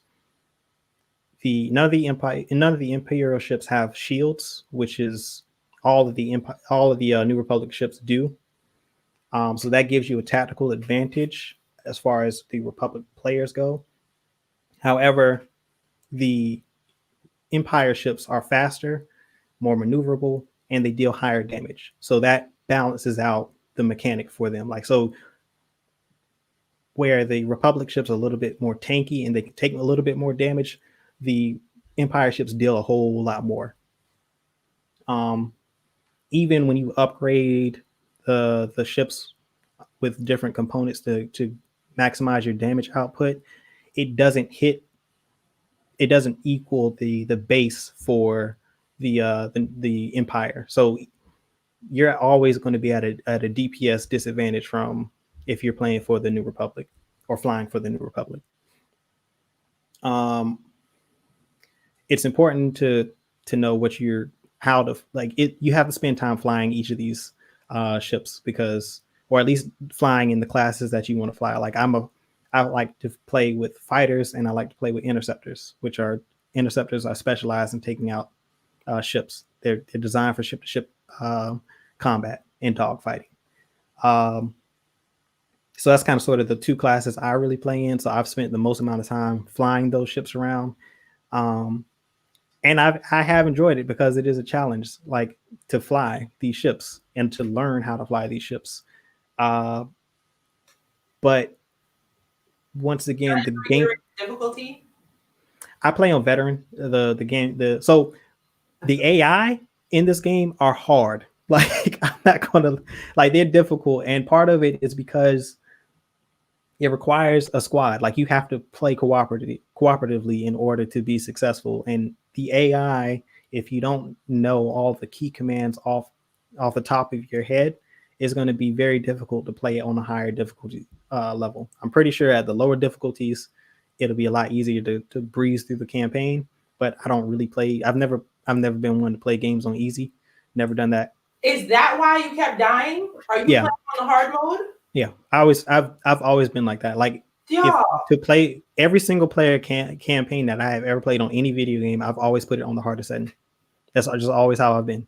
I was watching this man play on Twitch, y'all, and he literally died over and over again. I probably watched for 15 minutes him die 50 times trying to get past this one level. And I was like, yo, why would they make a game so hard? Like, who wants to play this? And now I know you chose that path. Mm-hmm. Okay. Yeah. But I'm bothered that I didn't realize. I should have known who I was dealing with. Oh yeah. Yeah. I can't. I can't. Like, I will fall asleep playing. Playing the game on the easiest setting, I lose interest. Because it's too easy. It can't be too easy. If it's too easy, then I completely lose interest, and I'll stop playing the game. But I will say what it does help with multiplayer, because playing on the multiplayer, I had a whole lot more success because I spent more time flying. I've learned the controls. I've learned a whole lot more. And when you're flying with a team of humans, like, you can just get on the mic and straight up communicate, like, yo, I need help. Like, you can't be isolated in combat. Don't ever leave your squad. Like, fly with your squad, because, like, just naturally, when you see the enemies and one of them veers off, and gets away from the group, everybody goes to that dude. So like that's just how the multiplayer is set up. And like it's fun. Like it's really balanced. It's like one of the most balanced multiplayer games I've played in a long time. I just wish there was more to it, other than those two game modes, and I wish we had more ships and more, just more. Like that's my only complaint at this point. Like, is it something where they can like do an update and add more things in the future? Possibly, but the developers seem to be under the impression that EA wasn't going to do this again anytime in the near future. If they do it again, it'll be on next gen consoles, and it'll probably be like a few years down the road. Gotcha. But I don't think they're going to expand this game at all. It would be weird, and people probably wouldn't like it, and it would probably cost probably like $20 for an expansion. There, and then the fleet combat is wild. Like that's super tactical. Like that's definitely not for everybody. Like, you're gonna struggle if you don't have a 5-man squad and you're all communicating and you aren't playing the roles like they're supposed to be played, because the ship roles are important. You would know that if you played Among Us, y'all. Yeah. Oh man, yeah. Like, I mean, you've got AI and you've got human players all in this multiplayer scenario, and like the AI are like very difficult even in the multiplayer scenario. So like that, it's a long drawn out. It's almost like if anybody's played Battlefield, the conquest mode, like you're going to be locked into that for a minute. So it's not something that you can pick up quickly and play. You got to know you need at least 30 to 45 minutes for just one match, at least at minimum, because it's staged. So like you fight different level capital ships until you get to the flagship, and you have to be very tactical. You got to communicate, and you and your squad have to be on the same page about how you move, who's got what role, and you gotta be there to support one another to be successcial. And once again, like I said, that's not a formula in multiplayer that works for everybody. Like I can, for instance, like Call of Duty, I can hop in Call of Duty by myself, run some multiplayer matches, and I can win. I can go on like several streaks and not talk to anybody on my team. This is impossible. Be friends in a way. Yeah, this is impossible. Well, no, because for the most part, most of the people are not in parties, and it's cross-platform. So like most people are in the game chat. So when you enter a lobby, like most people are talking, and it's like dogfighting. You don't really need as much communication, but for the fleet battles, you definitely need a high level of communication to be successful. So yeah, I think that was what, 30 minutes. I'll leave it at that. At this point, yeah, I don't know if I can recommend the game to everybody, because it's not for everybody. And I've tried to play it on like a stand on my Xbox controller, and that stressed me out. Like I switched back to the throttle because it was easier to having all of the controls on the thumbsticks as far as how you fly and navigate, like your roll and your yaw and pitch all on one stick doesn't work. And then you're looking with one hand, like I need separation. I need one hand to do something and the other one to control directional, while the other can control the weapons and rolling, because that's how pilots fly. That's how flight simulators are built. It's supposed to simulate how you would fly in a regular environment. It's not, the physics aren't accurate. It's not like to an extreme like a Microsoft Flight Simulator, where you've got to be mindful of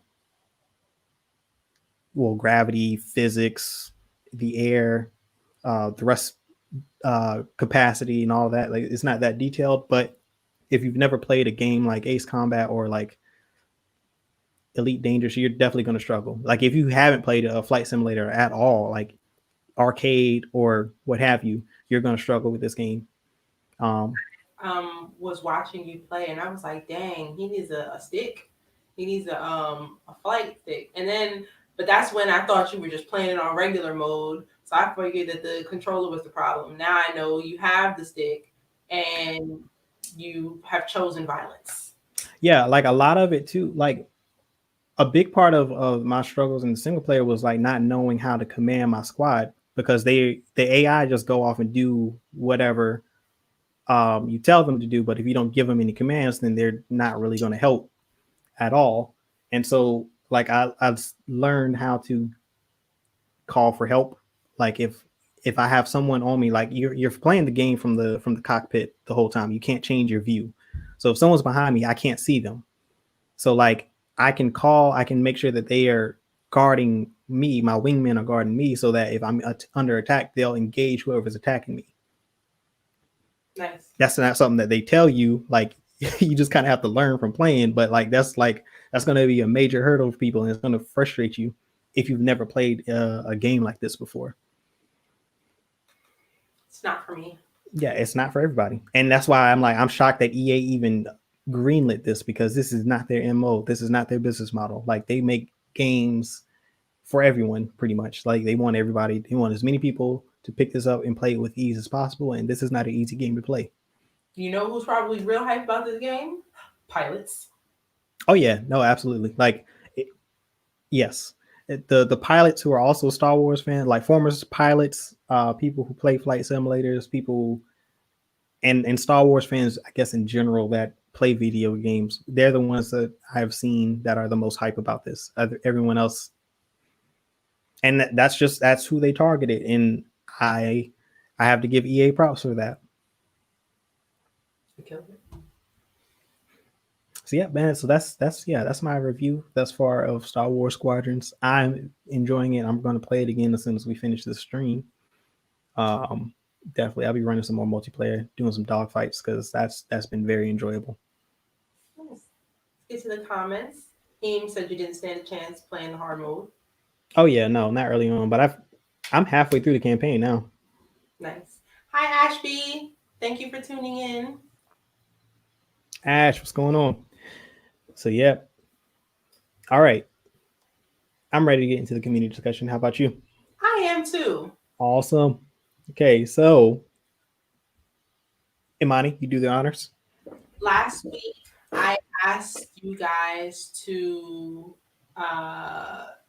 think about your favorite sci-fi, fantasy, space fantasy theme. No theme films, no horror, just space fantasy. And I realized even before I made that I didn't and TV shows.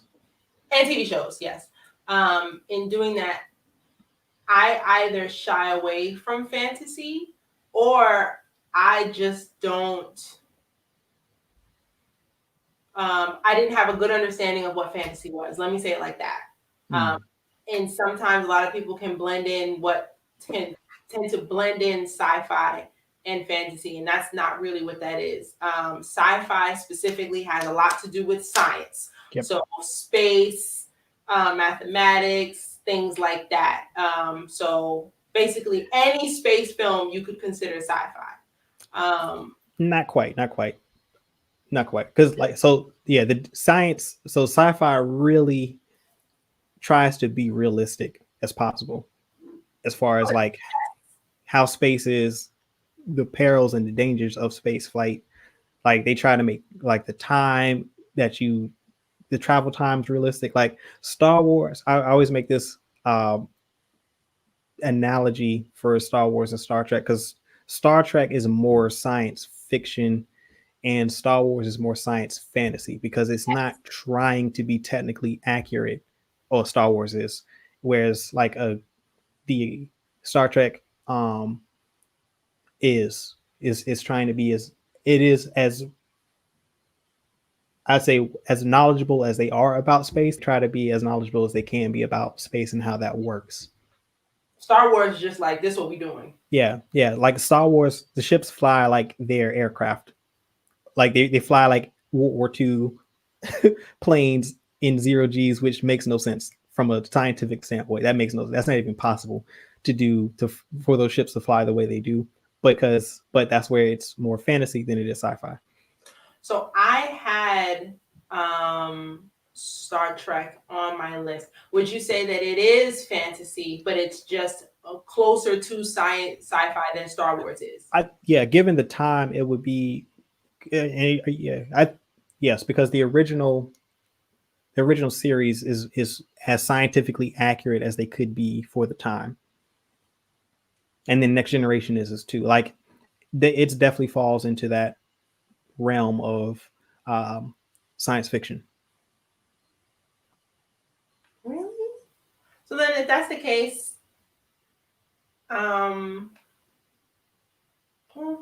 so a fantasy story is defined as a story that is set in the fantasy realm and includes mythical creatures and supernatural powers. So I guess then, yeah, that would definitely knock. Well, you know what? It would, because a lot of people don't consider aliens as mythical creatures. Yeah.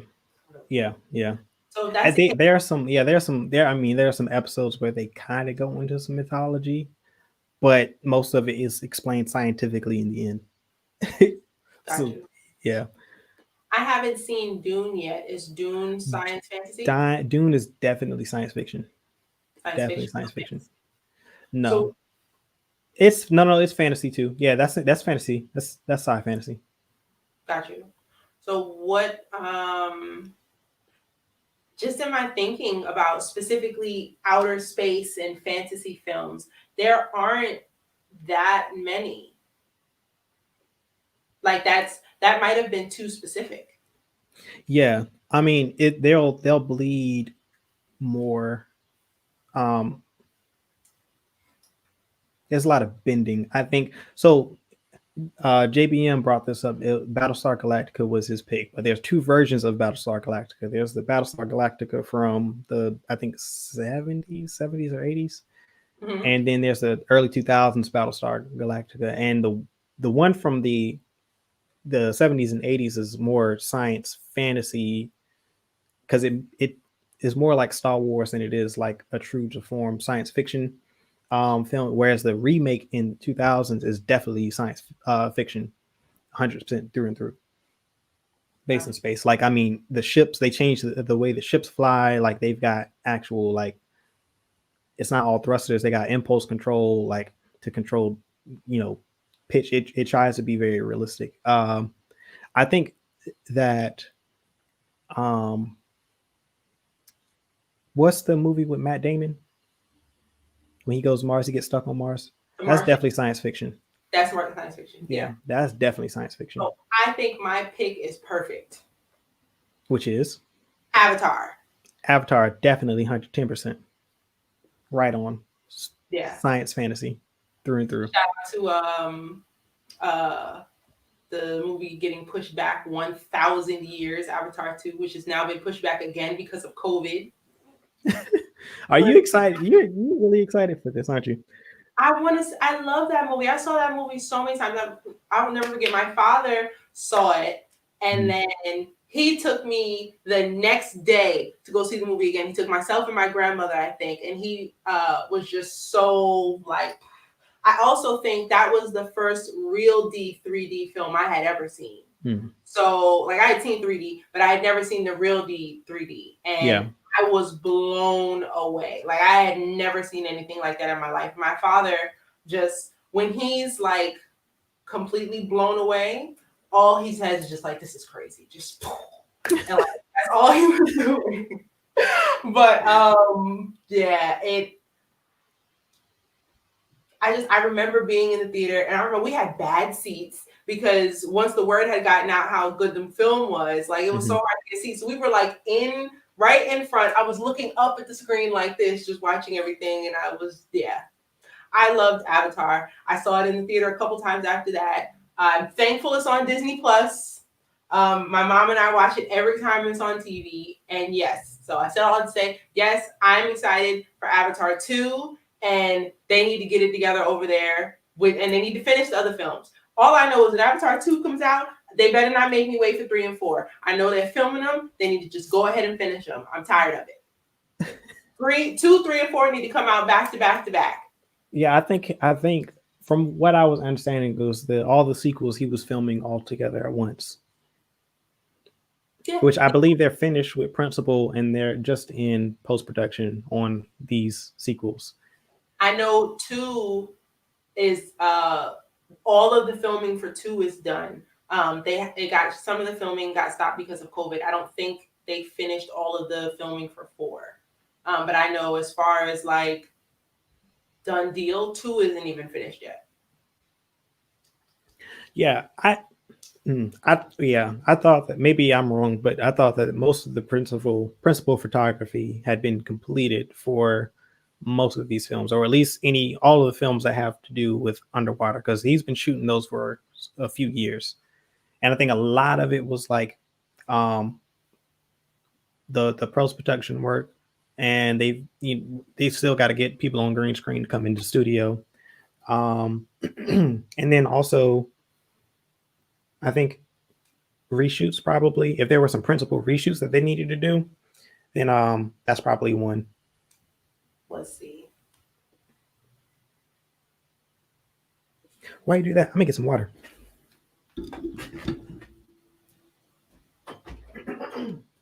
Coop's running to get some water. He's parched. Oh, that's just me. I cannot find this news that I'm looking for, y'all. So James Cameron announced that Avatar 2 has finished filming, and he gives an update on Avatar 3. This is by Cinema Blend, released September 26th. Hard work definitely pays off. Cameron has confirmed that filming has been completed on Avatar 2. The filmmaker also provided an update on the 3rd installment of the franchise. So Avatar 2's live action filming is 100% complete, and he and his crew are in New Zealand now, focusing on finishing live action segments for Avatar 3. So that sounds like 4 has not begun yet, but they are filming them back to back. So I have a feeling that they're not going to stop production, because production on part 2 got paused because of COVID. They finished part 2. Now they're working on part 3, and Avatar 2 will probably come out while Avatar 4 is still in production. Because I have a feeling they're just not going to stop. They're just going to stream roll and keep through. And that makes sense. I mean, that's the smartest thing to do at this point.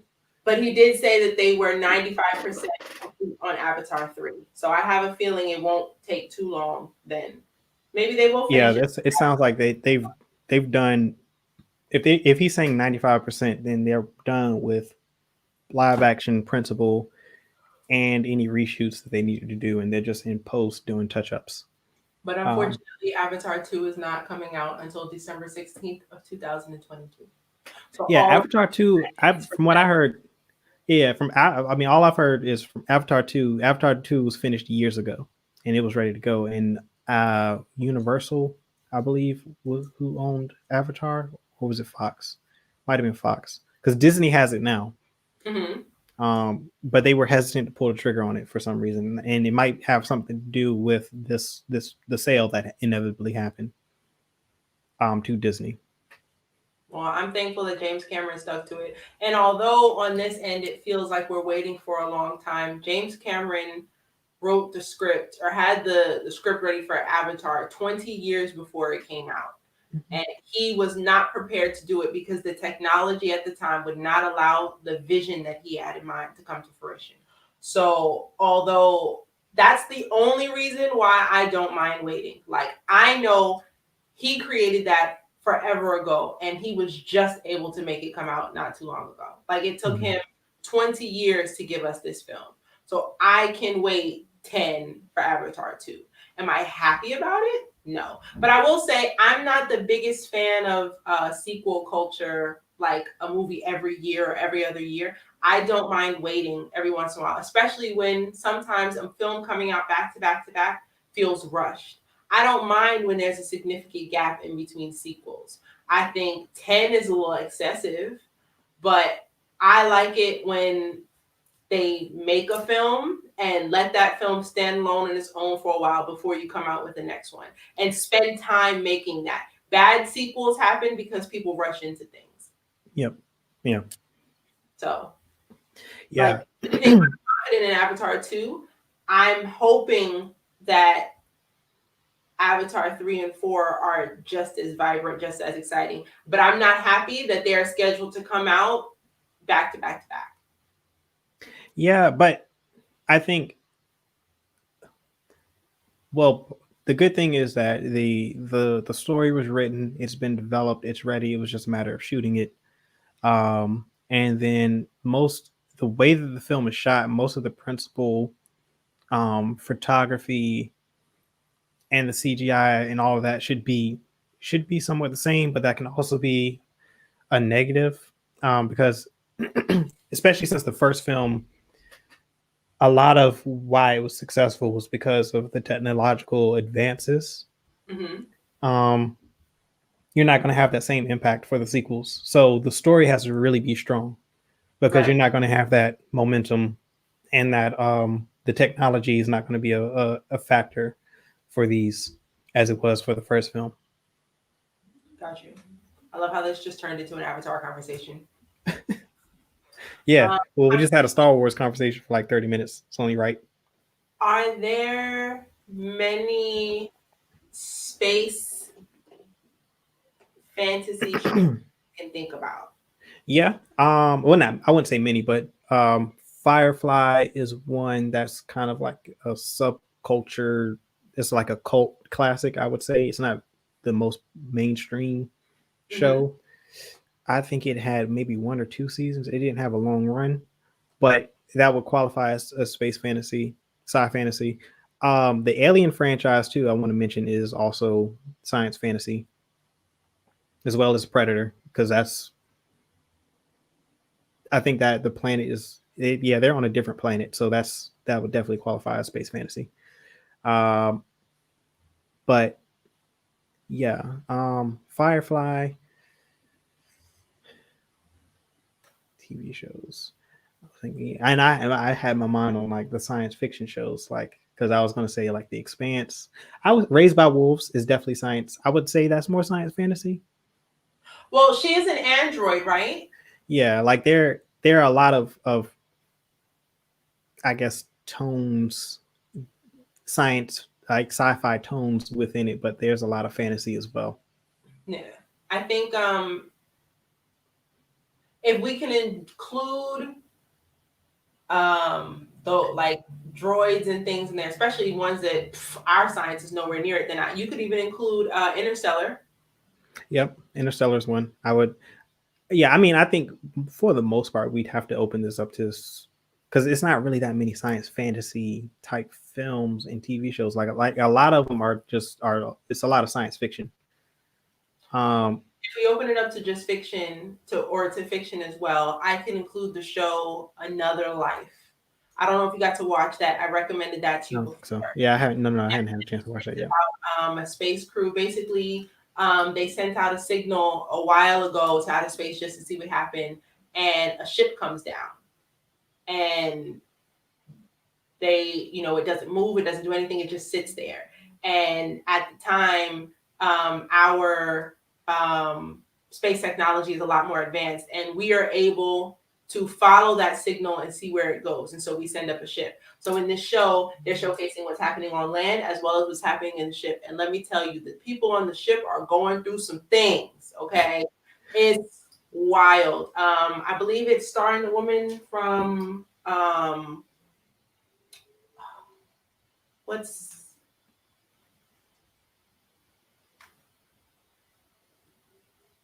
her name?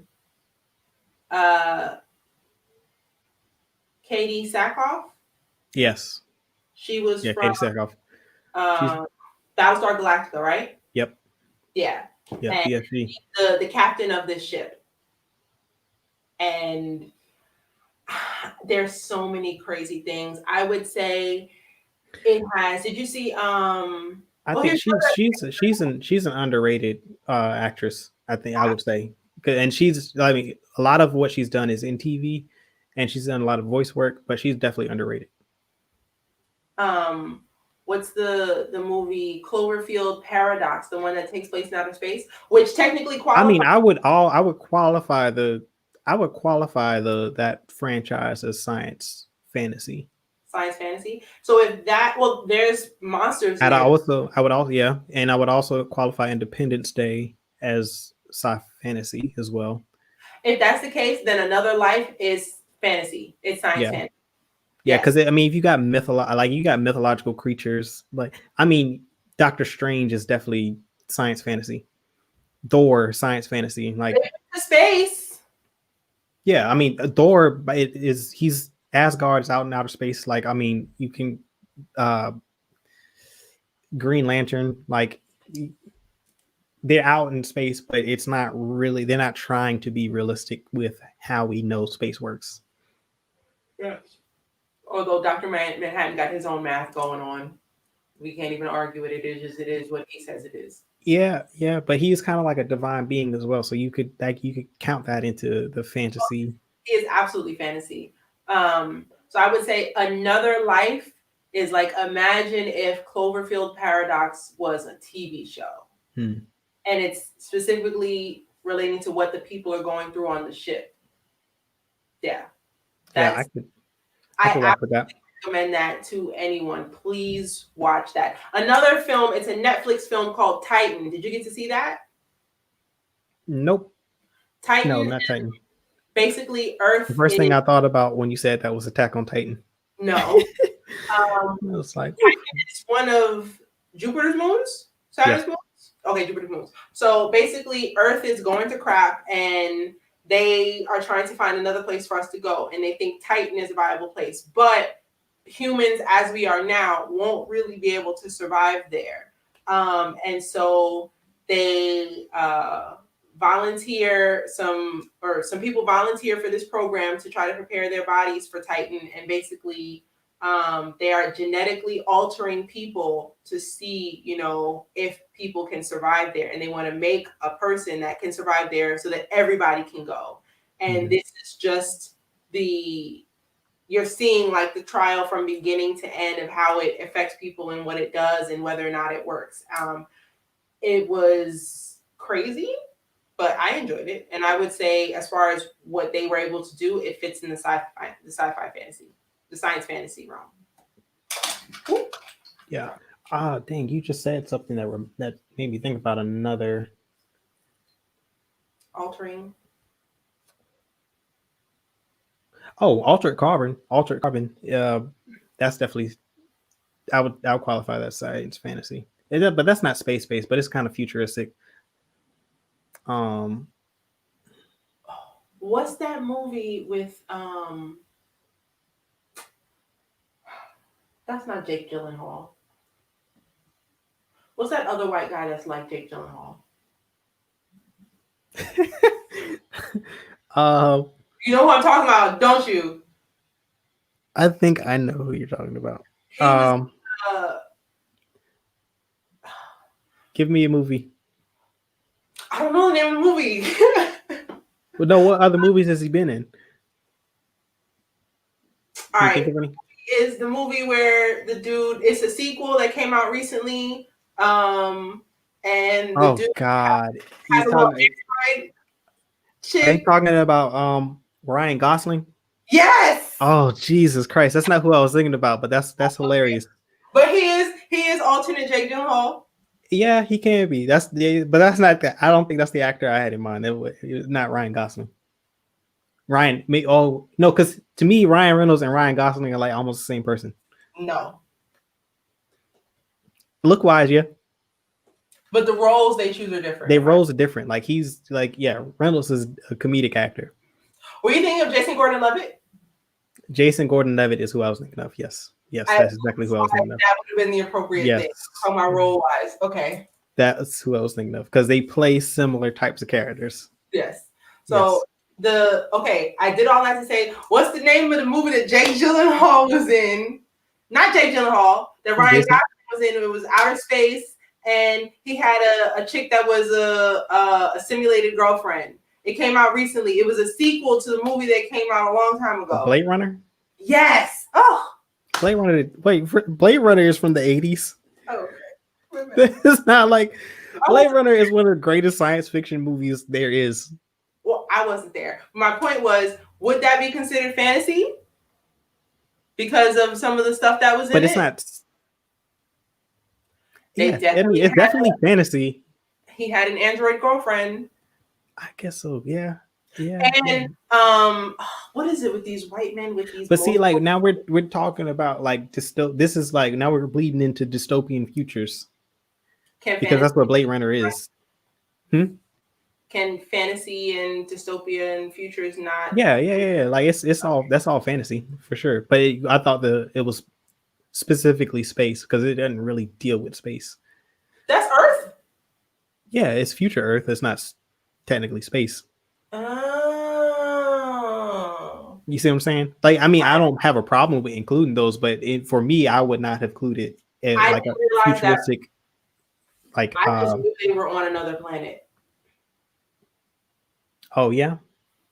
Wait. No, they're not. Wait, so the sequel is not on Earth? Now that I'm thinking about it, it might be. This is a problem. All right, forget it. All that for nothing. It's supposed to be like, yeah, Blade Runner takes place in Los Angeles. It's future LA. Oh, well, damn. Their Earth is scary. I do not want to be there. Yeah, like it's future Earth. It's dystopian future. That was a popular thing in the 80s. Gotcha. Dystopia. Would something that takes place on Earth but that deals with an alien be considered space fantasy? Or it's then Signs? yeah. Oh, see, that's where we're bleeding into horror. Yeah, okay. No horror. That's where, but you have all these genre bending films. Oh, Mimsy, what's the movie? The Men in Black. The Men in Black franchise is definitely science fantasy. Yes, absolutely. Definitely science fantasy. What's that film? The Last Mimsy? It's a children's film, a family fantasy film.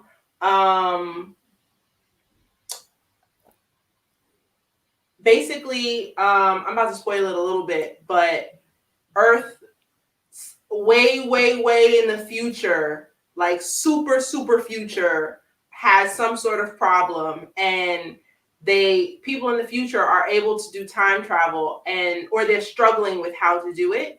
And so they've been sending back a stuffed teddy bear through time to children. Whatever they felt like the best person to communicate the problem was a child. So they sent this toy back, and whatever child would find the toy would start to gain powers in things and be able to move things and yada, yada, yada. Because, of course, adults, like, you know how we are, like, what is this kid talking about? He crazy, things like that. And the story follows this little girl who finds this toy, and her brother start to develop powers and do crazy things. And they scare the crap out of their babysitter. And, oh, wait, technically that ain't space. I did it again. Yep. Okay. Yeah. That's really. That's fantasy, though. It's definitely fantasy. Yeah. Because honestly, it would probably be better to talk about just science fantasy and science fiction, because there is, like you said, there's a difference, but space fantasy is kind of not. There's not a lot within that true to form space fantasy adventures like I think it's Buck Rogers. Is something like, these are old, like these are, you got to go into the archives. Like some of this is what inspired Star Wars. Space Jam definitely would call yes, that's space fantasy. All right. Space Jam would qualify. I don't want to change it to just fantasy though, because that's way too broad. It's way too broad, and this was also to celebrate the launch of Starlight Beacon, which you should talk about real quick. Oh yeah, so Starlight Beacon is a show we do every Wednesday, 8 p.m. Eastern Standard Time on this channel. It's me and JBM talking Star Wars. The purpose of the show is to guide you through the galaxy far, far away. We are your guides. I am the lore expert. And then he is the casual fan, and we have a conversation about Star Wars. And we've been doing a series, a recap series of the Mandalorian TV show on Disney Plus. We've done the first 2 episodes, which are on the YouTube channel. If you haven't seen those, definitely go check those out. And especially if you're interested in the show, we talk through the moments, do breakdowns. I give some lore insights, and yeah, and that's also a live stream. So definitely join us next week. We'll see. We may not, if we don't do an episode next week, it'll be a week after next. Wednesday is not going to work. We're going to have to either move it to a different day or reconvene on the following week. But we'll keep everybody updated on that. So yeah, if you've been watching The Mandalorian, or if you just started, or if you've seen it already and you want to have a conversation, a recap, come watch the show with us, talk to us. We interact live with the audience. So yeah, we'll finish the recap in time for the first episode of season 2 on October 30th to drop. That's the goal, is to finish our recap of the first season in time for the season 2 to air. And then after season 2 airs, we'll do recaps of those episodes since they come out every week. Nice. So yeah. And I also want to say, on behalf of me and JBM, we appreciate everyone who's been following along, because we've had some success with the show as well. Uh-oh, what just happened? Oh, she's back. That was me? Yeah, I didn't do anything. Oh, where's my mouse? I'm not doing anything.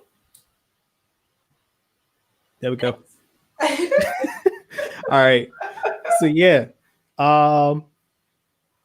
Yeah, so that's been the show. And then, we got other things, so we'll talk about. We just kind of sort of in a content drought for Star Wars at the moment. Not a lot of happening. COVID kind of shut a lot of things down. We had the High Republic novels series that was supposed to launch in August, but then COVID shut all of that down. There was no Star Wars Celebration like we were originally planning to launch the show then that week, but COVID happens, and so we don't really have much to talk about Star Wars wise. But we've been doing the recap, and we're looking forward to season 2 of The Mandalorian to talk about that as well. It's lit. In watching, I knew this from the first episode of Starlight Beacon. I need to rewatch The Mandalorian. Were you guys rewatching them before you watched the show? Yeah. I mean, yeah, I rewatched that episode that week at some point when I have time to rewatch it, just to recap. I just realized how I was no longer even prepared to be a part of the conversation, because I didn't y'all were reminding me of stuff, and I was like, yeah, I'm gonna have to watch not just you guys, but also some sort of speed refresher to get me ready for season 2, because I do not remember. I think I remember the finale, and that's about it. Yeah, and that's kind of sort of the purpose of the show in the first place, because it's there are a lot of there's a lot of detail within the shows that will go over. If you're a casual fan, you don't follow all of the lore, like myself, you're going to miss some things, but it's not going to take away from the story. But without the context, we can add context to some of those moments so that they enhance what you're seeing. Because that added context does help to understand kind of sort of what's happening. Because it is a little bit inside baseball as far as Star Wars go, but it's not a show that you can you'll be completely lost if you hadn't seen anything. There are a lot of people who this is their first Star Wars related content that they've been watching, and they've been able to follow it. So there's still a story being told. It's just you won't catch all of the references that are happening on screen. Nice. So yeah, that's what we're there for. That's what we're trying to highlight. That's what we're trying to bring attention to within the show. And then I am a Dave Filoni fan. I've been a fan of his for a while, so I am 110% behind this show because everything that he does, like I say on the show, he is the apprentice, he is the heir apparent to George Lucas and Star Wars film. Like he's handpicked by George Lucas to um, tell these stories, really. Nice. So yeah. Well, I think that's it for this episode, guys. I think so too. We got to talk about next week. It's we spooky. Do talk about next week. Spooky season technically started on the 1st, but I wasn't ready to get into, Halloween and all that jazz. But I think for the rest of this month, we are only talking horror in the community discussions. If it ain't scary, I don't want to hear it. Okay. I can dig that. All right. I even think November 1st is on a. Oh no, Halloween is Saturday. Yeah, Halloween is Saturday. All the way up until Halloween, we are only talking horror in the community discussions. We have had a previous horror conversation on the show. I think that was episode 2. And we learned quickly that you cannot just ask what's your favorite horror movie. Yeah. You have to get specific. And so I thought the best way to do that was to break that down by the type of monster or entity that's in the film. Okay. This one. For a particular category. So for next week, we are talking about zombie films and TV shows. Okay. I want to know. I recently started watching The Walking Dead again. They pissed me off a couple seasons ago. They killed one of my favorite characters and I couldn't take it anymore. But wait, so you're back into the series. I'm back into it. I am still on Negan, though. I just recently watched it because I saw an ad for the next season of Fear of the Walking Dead. That commercial looks so good. I need to watch it, but I can't watch it because I'm so far behind on The Walking Dead, and I stopped watching The Walking Dead and Fear the Walking Dead at the same time. Also, they're going to have another show coming out. I don't remember the name of it off the top of my head, but it's basically from the point of view of 4 teenagers, 4 high school students, and them going through this process as well. This show has so many spinoffs, and I have a feeling that I think this is The Walking Dead's last season, just the regular Walking Dead. But Fear the Walking Dead and this new show are going to continue to go on. So that was just my inspiration for next week's question. Zombie movies, we love them. I love them. I know some people don't, but there are tens, if not at least 100 different zombie films, and I've seen most of them. I was going to say, there's got to be hundreds of those. I don't know if there's a zombie film that I have. Actually, there's a zombie TV. I was about to say, probably the TV shows are more rare, but the films, there's an abundance of films. Yeah, they keep making good ones. Like there's one that came out last year that is amazing that people are not talking about enough for me. But we're going to discuss that next week. Good. Cool. I'm with it. I'm on board. So yeah, so everybody be prepared for that conversation next Saturday. Zombie movies and TV shows. It's lit. Yes. All righty. And tonight on Saturday Night Live, Chris Rock and Meg Thee Stallion. Watch it. What time? Next week, depending on how the skit's doing. Is that 11? That's 11:30. 11:30. Yeah. So